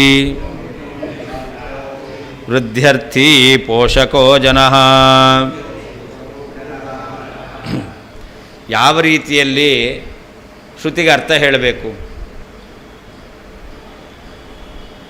ಯತ್ರತು ಸರ್ವಂ ಆತ್ಮೈವಾಭೂತ ಎಂಬತಕ್ಕಂತಹ ವಾಕ್ಯಕ್ಕೆ ಮಾಯಾವಾದಿಗಳು ಹೇಳುವ ರೀತಿಯಲ್ಲಿ ಎಲ್ಲವೂ ಆತ್ಮವೇ ಆಗಿದೆ, ಚೇತನಾತಿರಿಕ್ತವಾದದ್ದು ಯಾವುದೂ ಇಲ್ಲ ಅಂತ ಅರ್ಥ ಮಾಡಬೇಕು. ಅಥವಾ ನಾವು ಹೇಳುವ ರೀತಿಯಲ್ಲಿ ಅದನ್ನು ತರ್ಕ ಅಂತಿಟ್ಕೊಂಡು ಯದಿ ಎತ್ತರ ಅನ್ನೋದಕ್ಕೆ ಯದಿ ಅಂತ ಅರ್ಥ ಇಟ್ಕೊಂಡು ಜೀವನು ಎಲ್ಲ ವ್ಯಾಪಾರವನ್ನು ಮಾಡ್ತಾನೆ ಅಂತ ಶ್ರುತಿ ಹೇಳಿದೆ, ಆದ್ದರಿಂದಾಗಿ ಎಲ್ಲವೂ ಆತ್ಮವೇ ಆಗಿದೆ ಎಂಬತಕ್ಕಂಥದ್ದು ಸರಿಯಲ್ಲ ಅಂತ ಅರ್ಥ ಹೇಳಬೇಕು. ನಾವು ಹೇಳುವ ರೀತಿಯಲ್ಲಿ ಎಲ್ಲವೂ ಸರ್ವ ಆತ್ಮವೇ ಆಗಿದೆ ಅನ್ನೋದು ಅಲ್ಲ. ಯಾಕೆ? ಅವನು ಎಲ್ಲ ಇಂದ್ರಿಯಗಳಿಂದ ಎಲ್ಲ ವ್ಯಾಪಾರವನ್ನು ಮಾಡ್ತಾ ಇದ್ದಾನೆ. ಸ್ವರೂಪಾತಿರಿಕ್ತವಾದ ದೇಹಾಂದ್ರಿಯಗಳಿದೆ, ವಸ್ತುಗಳಿದೆ. ಆದ್ದರಿಂದ ಜೀವ ಅವನು ಸ್ವರೂಪಾತಿರಿಕ್ತ ಅಂತಂದರೆ ವಿಶೇಷ ಬಲ, ಸ್ವರೂಪಾತಿರಿಕ್ತವಾದಂತಹ ಶರೀರೇಂದ್ರಿಯಗಳಿದೆ. ಅಲ್ಲದೇನೆ ಯಾವ ವಸ್ತುವನ್ನು ನೋಡ್ತಾ ಇದ್ದಾನೋ ಅದು ಸ್ವರೂಪತಃ ಭಿನ್ನವೇ ಆಗಿದೆ, ವಿಶೇಷ ಬಲಾತಲ್ಲ. ಯಾವ ದೇಹ ಇಂದ್ರಿಯಗಳು ಅವನ ಸ್ವರೂಪಭೂತವಾದದ್ದು, ಸ್ವರೂಪ ವ್ಯತಿರಿಕ್ತ ಅಂತ ಹೇಳ್ತೇವೆ ವಿಶೇಷ ಬಲಾತ್. ವಿಶೇಷ ಇರೋದರಿಂದಾಗಿ ಅದನ್ನು ನಾವು ಏನು ಹೇಳ್ತೇವೆ? ಬೇರೆ ಅಂತ ಹೇಳ್ತೇವೆ. ಆದರೆ ವ್ಯಕ್ತಿ ಇನ್ನೊಬ್ಬನನ್ನು ನೋಡಿದ ಅಂತ ಹೇಳ್ತಾರೆ. ಆವಾಗ ಅಲ್ಲಿ ಇನ್ನೊಬ್ಬ ಅಂತ ವ್ಯತಿರಿಕ್ತ ಅಂತ ಹೇಳ್ತೇವೆ, ತನಗಿಂತ ಬೇರೆ ಅಂತ. ಅಲ್ಲಿ ಭೇದವೇ, ಭಿನ್ನನಾದವನು. ಹೇಗೆ ಶರೀರ ಇಂದ್ರಿಯಗಳು ಸ್ವರೂಪಾತಿರಿಕ್ತ ಅಂತ ಹೇಳಿದಾಗ ಅಭೇದ ಇದ್ದರೂ ಭೇದ ಕಾರ್ಯಕಾರಿಯಾದ ವಿಶೇಷವನ್ನು ಇಟ್ಕೊಂಡು ಹೇಳ್ತೇವೋ, ಹಾಗೆ ಒಬ್ಬ ಚೈತ್ರ ಮುಕ್ತನಾದವನು ಮೈತ್ರನನ್ನು ನೋಡಿದ ಅಂತ ಹೇಳಿದಾಗ ಮೈತ್ರ ಮತ್ತು ಚೈತ್ರನಿಗೆ ವಿಶೇಷವನ್ನು ಇಟ್ಕೊಂಡು ಭೇದ ಅಲ್ಲ, ಅಭೇದ ಇಟ್ಕೊಂಡು ಭೇದ ವ್ಯವಹಾರ ಅಲ್ಲ, ಅಲ್ಲಿ ಭೇದವೇ ಇರ್ತಕ್ಕಂಥದ್ದು.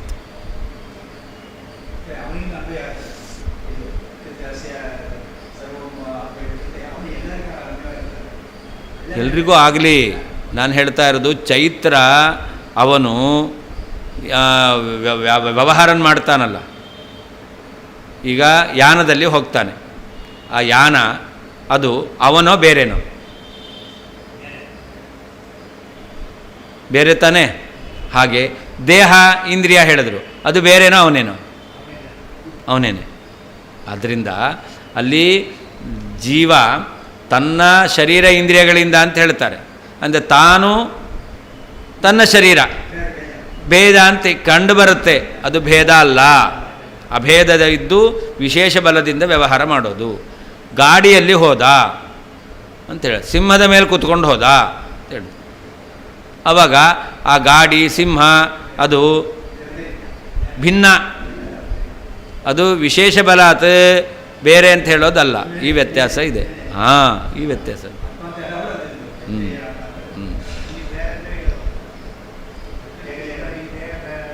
ಹೌದು. ಈಗ ಪ್ರಶ್ನೆ, ಯತ್ರತು ಸರ್ವಮಾತ್ಮೈವಾಭೂತ್ ಎಂಬುದಕ್ಕೆ ಮಾಯಾವಾದಿಗಳು ಮೇಲ್ನೋಟಕ್ಕೆ ತಿಳಿದು ಬರುವ ಅರ್ಥವೇ ಸರಿ ಅಂತ ಹೇಳ್ತಾರೆ. ಆದ್ದರಿಂದ ಏನಾಯಿತು? ಸತತ್ರ ಪರ್ಯೇತಿ ಜಕ್ಷನ್ ಕ್ರೀಡನ್ ರಮಮಾಣ ಎಂಬತಕ್ಕಂಥ ವಾಕ್ಯ ಇದೆ. ಇದೇನಾಯಿತು? ಅಪ್ರಮಾಣ ಆಯಿತು. ಇದು ಅಪ್ರಮಾಣ ಆಯಿತು. ಆದ್ದರಿಂದ ಒಂದು ಶ್ರುತಿಗೆ ನೀವು ಮೇಲ್ನೋಟಕ್ಕೆ ತಿಳಿದು ಬರುವಂತಹ ಅರ್ಥವನ್ನು ಒಪ್ತೀರಾ ಅಂತಾದರೆ ಆವಾಗ ಆ ಇನ್ನೊಂದು ಶ್ರುತಿ ಎಂಬತಕ್ಕಂಥದ್ದು ಅದು ಅಪ್ರಮಾಣ ಅಂತ ಆಯಿತು. ಹಾಂ, ಸತತ್ರ ಪರ್ಯೇತಿ ಎಂಬತಕ್ಕಂಥ ವಾಕ್ಯ ಅಪ್ರಮಾಣ ಆಗುತ್ತೆ. ಈಗ ಒಂದನ್ನು ಸಾಯಿಸು, ಎರಡು ಈಗ ಶ್ರುತಿ ಸತತ್ರ ಪರ್ಯೇತಿ ಜಕ್ಷನ್ ಕ್ರೀಡನ್ ರಮಮಾಣ ಅಂತ ಒಂದು ಶ್ರುತಿ, ಇನ್ನೊಂದು ಶ್ರುತಿ ಯತ್ರತು ಅಸ್ಯ ಸರ್ವಂ ಆತ್ಮೈವ, ಎರಡು ಶ್ರುತಿ. ಈ ಎರಡು ಶ್ರುತಿಗೆ ವಿರೋಧ ಬರ್ತಾಯಿದೆ. ಈಗ ಎರಡು ಶ್ರುತಿ ಬಂದಾಗ ಏನು ಮಾಡಬೇಕು? ವಿರೋಧ ಬಂತು. ಅದಕ್ಕೆ ಹೇಳ್ತಾರೆ, ನರಿ ಇದೆಯಲ್ಲ, ನರಿ ಅದೇನು ಮಾಡುತ್ತೆ? ಎರಡೂ ಮೇಷ ಗೋಟ್ ಅದು ಪರಸ್ಪರ ಜಗಳಾಡ್ತಾ ಇದೆ. ಅವಾಗೇನು ಮಾಡುತ್ತೆ ಅಂತಂದರೆ, ತನಗೆ ಮಾಂಸ ಸಿಗುತ್ತೆ ಅಂಥೇಳಿ ಒಂದು ಸಾಯಿಲಿ ಅಂತ ಅಪೇಕ್ಷೆ ಪಡುತ್ತೆ. ಯಾವುದು? ನರಿ. ಆದರೆ ಯಾರು ಎರಡೂ ಮೇಕೆಗಳನ್ನು ಸಾಕಿದ್ದಾನೋ ಅವನೇನು ಮಾಡ್ತಾನೆ? ಅದನ್ನು ಜಗಳ ಬಿಡಿಸ್ತಾನೆ. ಅದನ್ನು ಹೇಳ್ತಾ ಇದ್ದಾರೆ. ಯಾರು ಜಂಬುಕ ಇದೆಯಲ್ಲ, ಅದೇನಾಗುತ್ತೆ? ಮೇಷ ಯುದ್ಧಾರ್ಥಿ. ಅದು ಮೇಷಗಳಿಗೆ ಯುದ್ಧ ಆಗಲಿ ಅಂತ ಅಪೇಕ್ಷೆ ಪಡುತ್ತೆ. ಅಷ್ಟೇ ಅಲ್ಲ, ಒಂದು ಸಾಯಿಲಿ ಅಂತ ಅಪೇಕ್ಷೆ ಪಡುತ್ತೆ. ಯಾಕೆ? ತನಗೆ ಮಾಂಸ ಸಿಗುತ್ತೆ ಅಂತ. ಆದರೆ ವೃದ್ಧ್ಯರ್ಥಿ ಪೋಷಕೋ ಜನ, ಯಾರು ಮೇಷವನ್ನು ಸಾಕಿದ್ದಾನೋ ಅವನೇನು ಮಾಡ್ತಾನೆ? ಅದು ಇನ್ನೂ ಬೆಳೆದ್ರೆ ಚೆನ್ನಾಗಿ ಜಾಸ್ತಿ ದುಡ್ಡು ಬರುತ್ತೆ. ಅದಕ್ಕೋಸ್ಕರ ಹೀಗೆ ಅದು ಜಗಳಾಡ್ಕೊಂಡು ಸತ್ತೋಗ್ಬಿಟ್ರೆ ಆವಾಗ ಅದರಿಂದ ಪ್ರಯೋಜನ ಇಲ್ಲ ಅಂಥೇಳಿ ಅವನೇನು ಮಾಡ್ತಾನೆ? ಅದನ್ನು ಬದುಕಲಿಕ್ಕೆ ಬಿಡ್ತಾನೆ. ಹಾಗೆಯೇ ಈಗ ಎರಡೂ ಶ್ರುತಿವಾಕ್ಯಗಳು ಎರಡು ಮೇಷ ಇದ್ದ ಹಾಗೆ ಈಗ ಪರಸ್ಪರ ವಿರೋಧ ಇದೆ. ಒಂದು ಶ್ರುತಿಯನ್ನು ಅಪ್ರಮಾಣ ಅಂದರು, ಸತತ್ರ ಪರ್ಯೇತಿ ಜಕ್ಷನ್ ಕ್ರೀಡನ್ ರಮಮಾಣ ಎಂಬತಕ್ಕಂಥ ಅಪ್ರಮಾಣ. ಯತ್ರತು ಸರ್ವಂ ಆತ್ಮೈವಾಭೂತ್ ಎಂಬತಕ್ಕಂಥದ್ದು ಪ್ರಮಾಣ ಅಂದರು. ಇದೇನಾಯಿತು?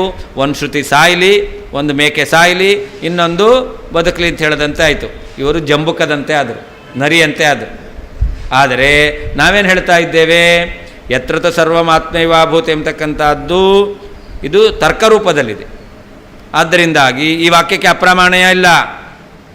ಯತ್ರತು ಸರ್ವಂ ಆತ್ಮೈವಾಭೂತ್ ಎಂಬತಕ್ಕಂಥ ವಾಕ್ಯಕ್ಕೆ ಅಪ್ರಾಮಾಣ್ಯ ಇಲ್ಲ, ಅದು ಪ್ರಮಾಣವೇ. ಹಾಗೆ ಸತತ್ರ ಪರ್ಯೇತಿ ಜಕ್ಷನ್ ಕ್ರೀಡನ್ ರಮಮಾಣ ಎಂಬತಕ್ಕಂಥ ವಾಕ್ಯವು ಕೂಡ ಪ್ರಮಾಣ ಅಂತ ಹೇಳ್ತೇವೆ. ಹಾಗಾದರೆ ನಾವು ಶ್ರುತಿಯ ಇರುವಿಕೆಯನ್ನು ಬಯಸುವವರು. ಆದ್ದರಿಂದ ಯಾವುದನ್ನು ಸ್ವೀಕಾರ ಮಾಡಬೇಕು? ನೀವೇ ಆಲೋಚನೆ ಮಾಡಿರಿ. ನರಿಯಂತೆ ಎರಡೂ ಜಗಳಾಡಿಕೊಂಡು ಒಂದು ಸಾಯಿಲಿ ಅಂತ ಅಪೇಕ್ಷೆ ಪಡ್ತಿರೋ, ಜಗಳಾಡ್ತಾ ಇದೆ, ಆ ಸಂದರ್ಭದಲ್ಲಿ ಅದನ್ನು ಜಗಳವನ್ನು ಬಿಡಿಸಿ ಅದಕ್ಕೆ ಉಪಾಯಾಂತರದಿಂದ ಅದನ್ನು ಬೇರೆ ಕಡೆ ಕರ್ಕೊಂಡು ಹೋಗ್ತಾನೆ ಅಂತಂದರೆ, ಅದನ್ನು ಬದುಕಿಸ್ತಾನೆ ಅಂತಂದರೆ, ಆ ಬದುಕಿಸುವಂಥ ವ್ಯಕ್ತಿ ಅವನು ಮಾಡಿದ್ದು ಸರಿಯೋ? ನೀವೇ ಯೋಚನೆ ಮಾಡಿರಿ ಅಂತ ಹೇಳ್ತಾರೆ. ಆದ್ದರಿಂದ ಯತ್ರತು ಸರ್ವಮಾತ್ಮೈವಾಭೂತ ಎಂಬತಕ್ಕಂಥ ಶ್ರುತಿಗೆ ಮಾತ್ರ ಪ್ರಾಮಾಣ್ಯ ಒಪ್ಪಿ, ಸತತ್ರ ಪರ್ಯೇತಿ ಎಂಬತಕ್ಕಂಥ ಶ್ರುತಿಗೆ ಅದು ಜೀವನ್ಮುಕ್ತಿ ಅವಸ್ಥೆಯಲ್ಲಿ ಹೇಳ್ತಕ್ಕಂಥದ್ದು ಅನ್ನೋದಕ್ಕೆ ಅರ್ಥ ಹೇಳಲಿಕ್ಕೆ ಬರಲ್ಲ. ಅಂದರೆ ಏನು ಹೇಳಬೇಕಾಗುತ್ತೆ? ಅದು ಮಿಥ್ಯಾಭೂತವಾದ ಅರ್ಥವನ್ನು ಹೇಳ್ತಾ ಇದೆ ಅಂತ ಅರ್ಥ ಮಾಡಬೇಕಾಗುತ್ತೆ. ಹಾಗಾದರೆ ಆವಾಗ ಅದು ಜಂಬುಕದಂತೆ ಆಗುತ್ತೆ. ಇದು ಸರಿಯಲ್ಲ.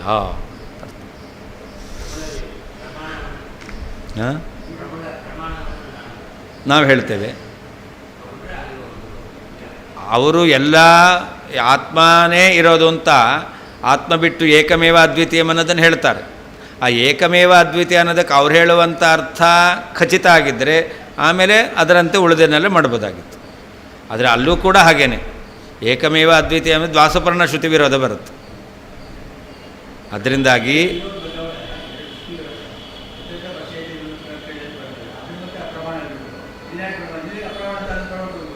ಯಾರು ಅಲ್ಲ, ಸಿದ್ಧಾಂತ ಏನು ಅವರದ್ದು?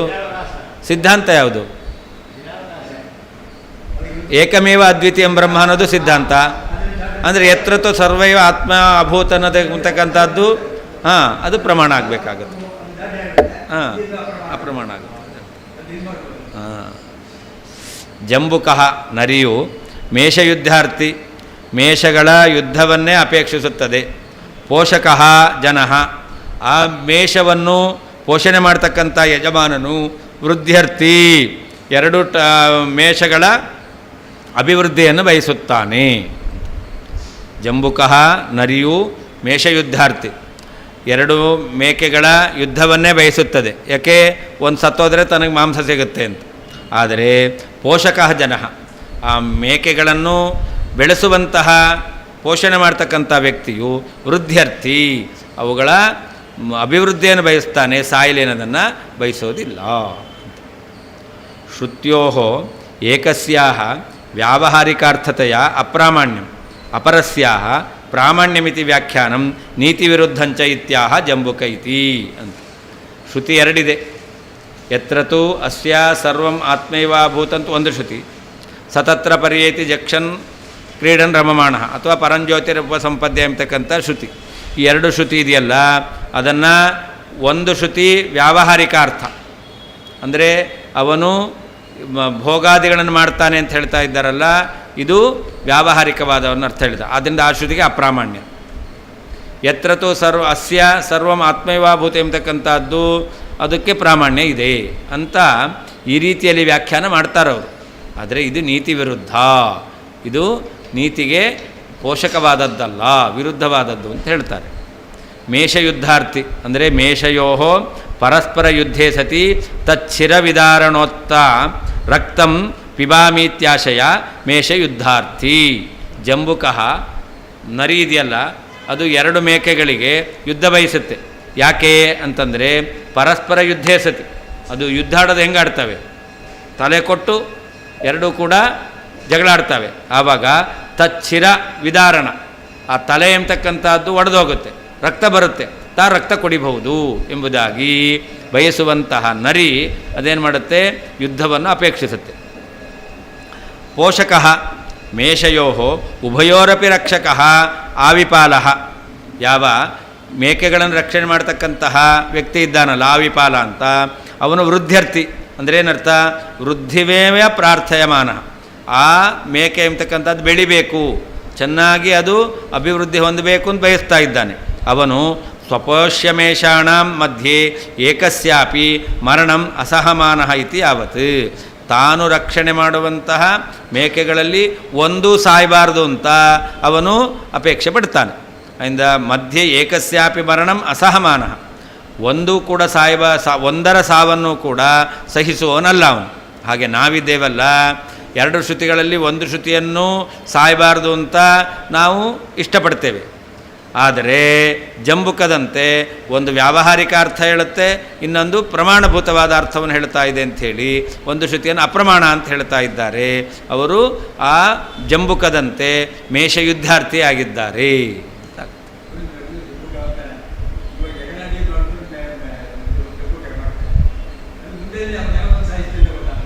ಹಾಂ,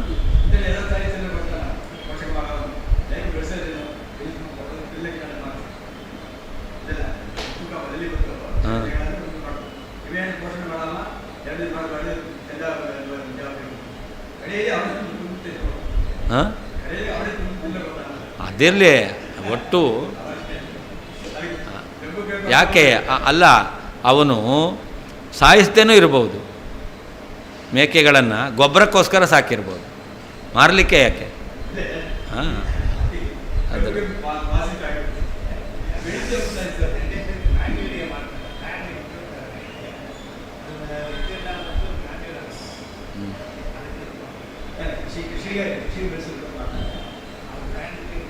ಹೌದು ಅಲ್ಲ, ಅದಕ್ಕೆ ಸಾಯಿಸಬೇಕಾಗಿಲ್ಲ ಅಂತ. ಹಾಂ ಹಾಂ, ಅದು ಅಂದರೆ ವೃದ್ಧಾರ್ಥಿ. ಆದರೆ ನೀವು ಯಾರು ಅದನ್ನು ಸಾಕುವವರು ಅಂತ ನೋಡಬೇಕೀಗ. ಸಾಕುವವರು ಅದೆಲ್ಲ ಬರುತ್ತಲ್ಲ, ಏನು ಸಾಬರ ಹಬ್ಬ ಆ ಟೈಮಲ್ಲಿ ಅದಕ್ಕೆ ತುಂಬ ರೇಟ್ ಜಾಸ್ತಿ ಆಗುತ್ತಲ್ಲ, ರಂಜಾನು, ಆ ಟೈಮಲ್ಲಿ ಅಂಥವ್ರು ಸಾಕಿದ್ದಲ್ಲ ಇದು. ಅವ್ರು ಯಾಕೆ ಅಂತಂದರೆ ಕಡಿಲಿಕ್ಕೆ ಸಾಕೋದು. ಹಾಂ,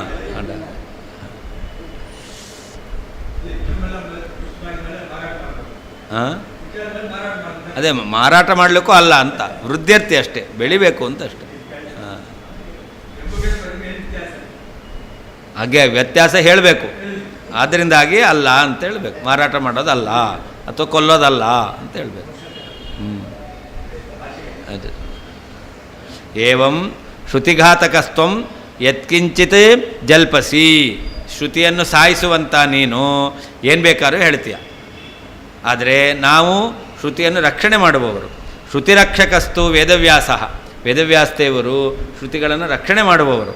ಅವರು ತದ್ಭಕ್ತಾಶ್ಚ, ಅವರ ಭಕ್ತರು ಕೂಡ ಏಕಾಮಪಿ ಶ್ರುತಿಂ ಹಂತುಂ ನ ಇಚ್ಛಂತಿ. ವೇದವ್ಯಾಸದೇವರಾಗಲಿ ಅವರ ಭಕ್ತರಾಗಲಿ ಒಂದು ಶ್ರುತಿಯನ್ನು ಸಾಯಿಸ್ಲಿಕ್ಕೆ ಬಿಡಲ್ಲ. ಎಲ್ಲ ಶ್ರುತಿಗೂ ಪ್ರಾಮಾಣ್ಯವನ್ನೇ ಅವರು ಹೇಳ್ತಾರೆ. ಆದ್ದರಿಂದ ಯಾವ ರೀತಿ ಅರ್ಥ ಹೇಳಬೇಕು? ಯತ್ರತೂ ಅಸ್ಯ ಸರ್ವಮಾತ್ಮೈವಾಭೂತ ಎಂಬತಕ್ಕಂಥದ್ದು ತರ್ಕಕ್ರಮದಲ್ಲಿ ಹೊರಟಿದೆ ಅಂತ ಅದಕ್ಕೆ ಪ್ರಾಮಾಣ್ಯ ಹೇಳಬೇಕು. ಸತತ್ರ ಪರ್ಯತೆ ಎಂಬತಕ್ಕಂಥದ್ದು ಮುಕ್ತನಾದವನ ಭೋಗವನ್ನು ಹೇಳ್ತಾ ಇದೆ ಅಂತ ಅರ್ಥ ಮಾಡಬೇಕು. ಅದರಿಂದಾಗಿ ಎರಡಕ್ಕೂ ಪ್ರಾಮಾಣ್ಯ ಇದೆ ಅಂತ ಅರ್ಥ. ಮುಖ್ಯ ಅಂತ ಹೇಳಿ 10 ನಿಮಿಷ ಬಿಟ್ಟು.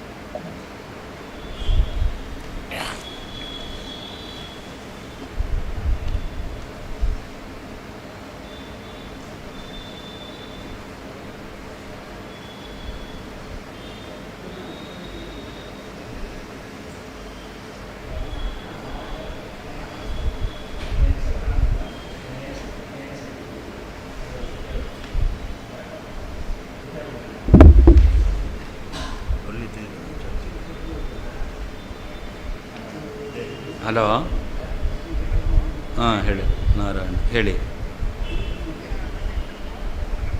ಹಾಂ ಹೇಳಿ. ಹೌದೌದು. ಹೌದು, ನಾನು ಮಾಡಿದ್ದೆ, ನಿಮ್ಮ ಹತ್ರ ಮಾತಾಡಿ ಅಂತ ಹೇಳಿದ್ರು ಅವರು. ಹೌದು ಅದೇ ಹೇಳಿದ್ರು ಅದು.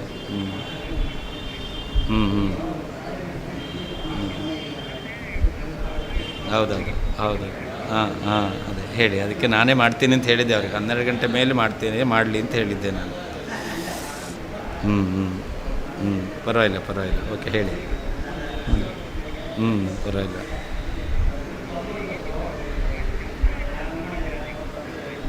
ಅದೇ ಅದಕ್ಕೂ ನಾನು ಹೇಳಿದ್ದೆ, ಹುಡುಗಿ ಅವ್ರು ಮಾತಾಡಲಿ, ಅವ್ರ ಅಭಿಪ್ರಾಯ ಇದೆ ಅಂತಾದರೆ ಆಮೇಲೆ ನಾವು ಮುಂದೆ ಮಾತಾಡ್ಬೋದು ಅಂತ ಹೇಳಿದ್ದೆ. ಅದಕ್ಕೋಸ್ಕರ ಆ ಹುಡುಗಿ ನಂಬರ್ ಅವ್ರಿಗೆ ಕಳಿಸಿದ್ದೆ ನಾನು. ಅವ್ರು ನಿಮಗೆ ಫಾರ್ವರ್ಡ್ ಮಾಡಿದ್ದಾರೋ ಇಲ್ಲೋ ಗೊತ್ತಿಲ್ಲ. ಇಲ್ಲ ಅಂದರೆ ನಾನು ನಿಮಗೆ ಹುಡುಗಿ ನಂಬರ್ ಕಳಿಸ್ತೀನಿ, ನೀವು ಹುಡುಗನ ನಂಬರ್ ಕಳಿಸಿದ್ರೆ ಅವ್ರು ಮಾತಾಡಿಕೊಂಡು ಆಮೇಲೆ ನಾವು ಮಾತಾಡ್ಬೋದು ಅಂತ. ಯಾಕೆ ಅವ್ರ ಅಭಿಪ್ರಾಯ ಇಲ್ಲ ಅಂದರೆ ನಾವು ಮಾತಾಡಿ ಏನು ಪ್ರಯೋಜನ ಇಲ್ಲ. ಅದು ಆ ಕಾಲ ಮುಗಿದಿದೆ, ಅದರಿಂದಾಗಿ.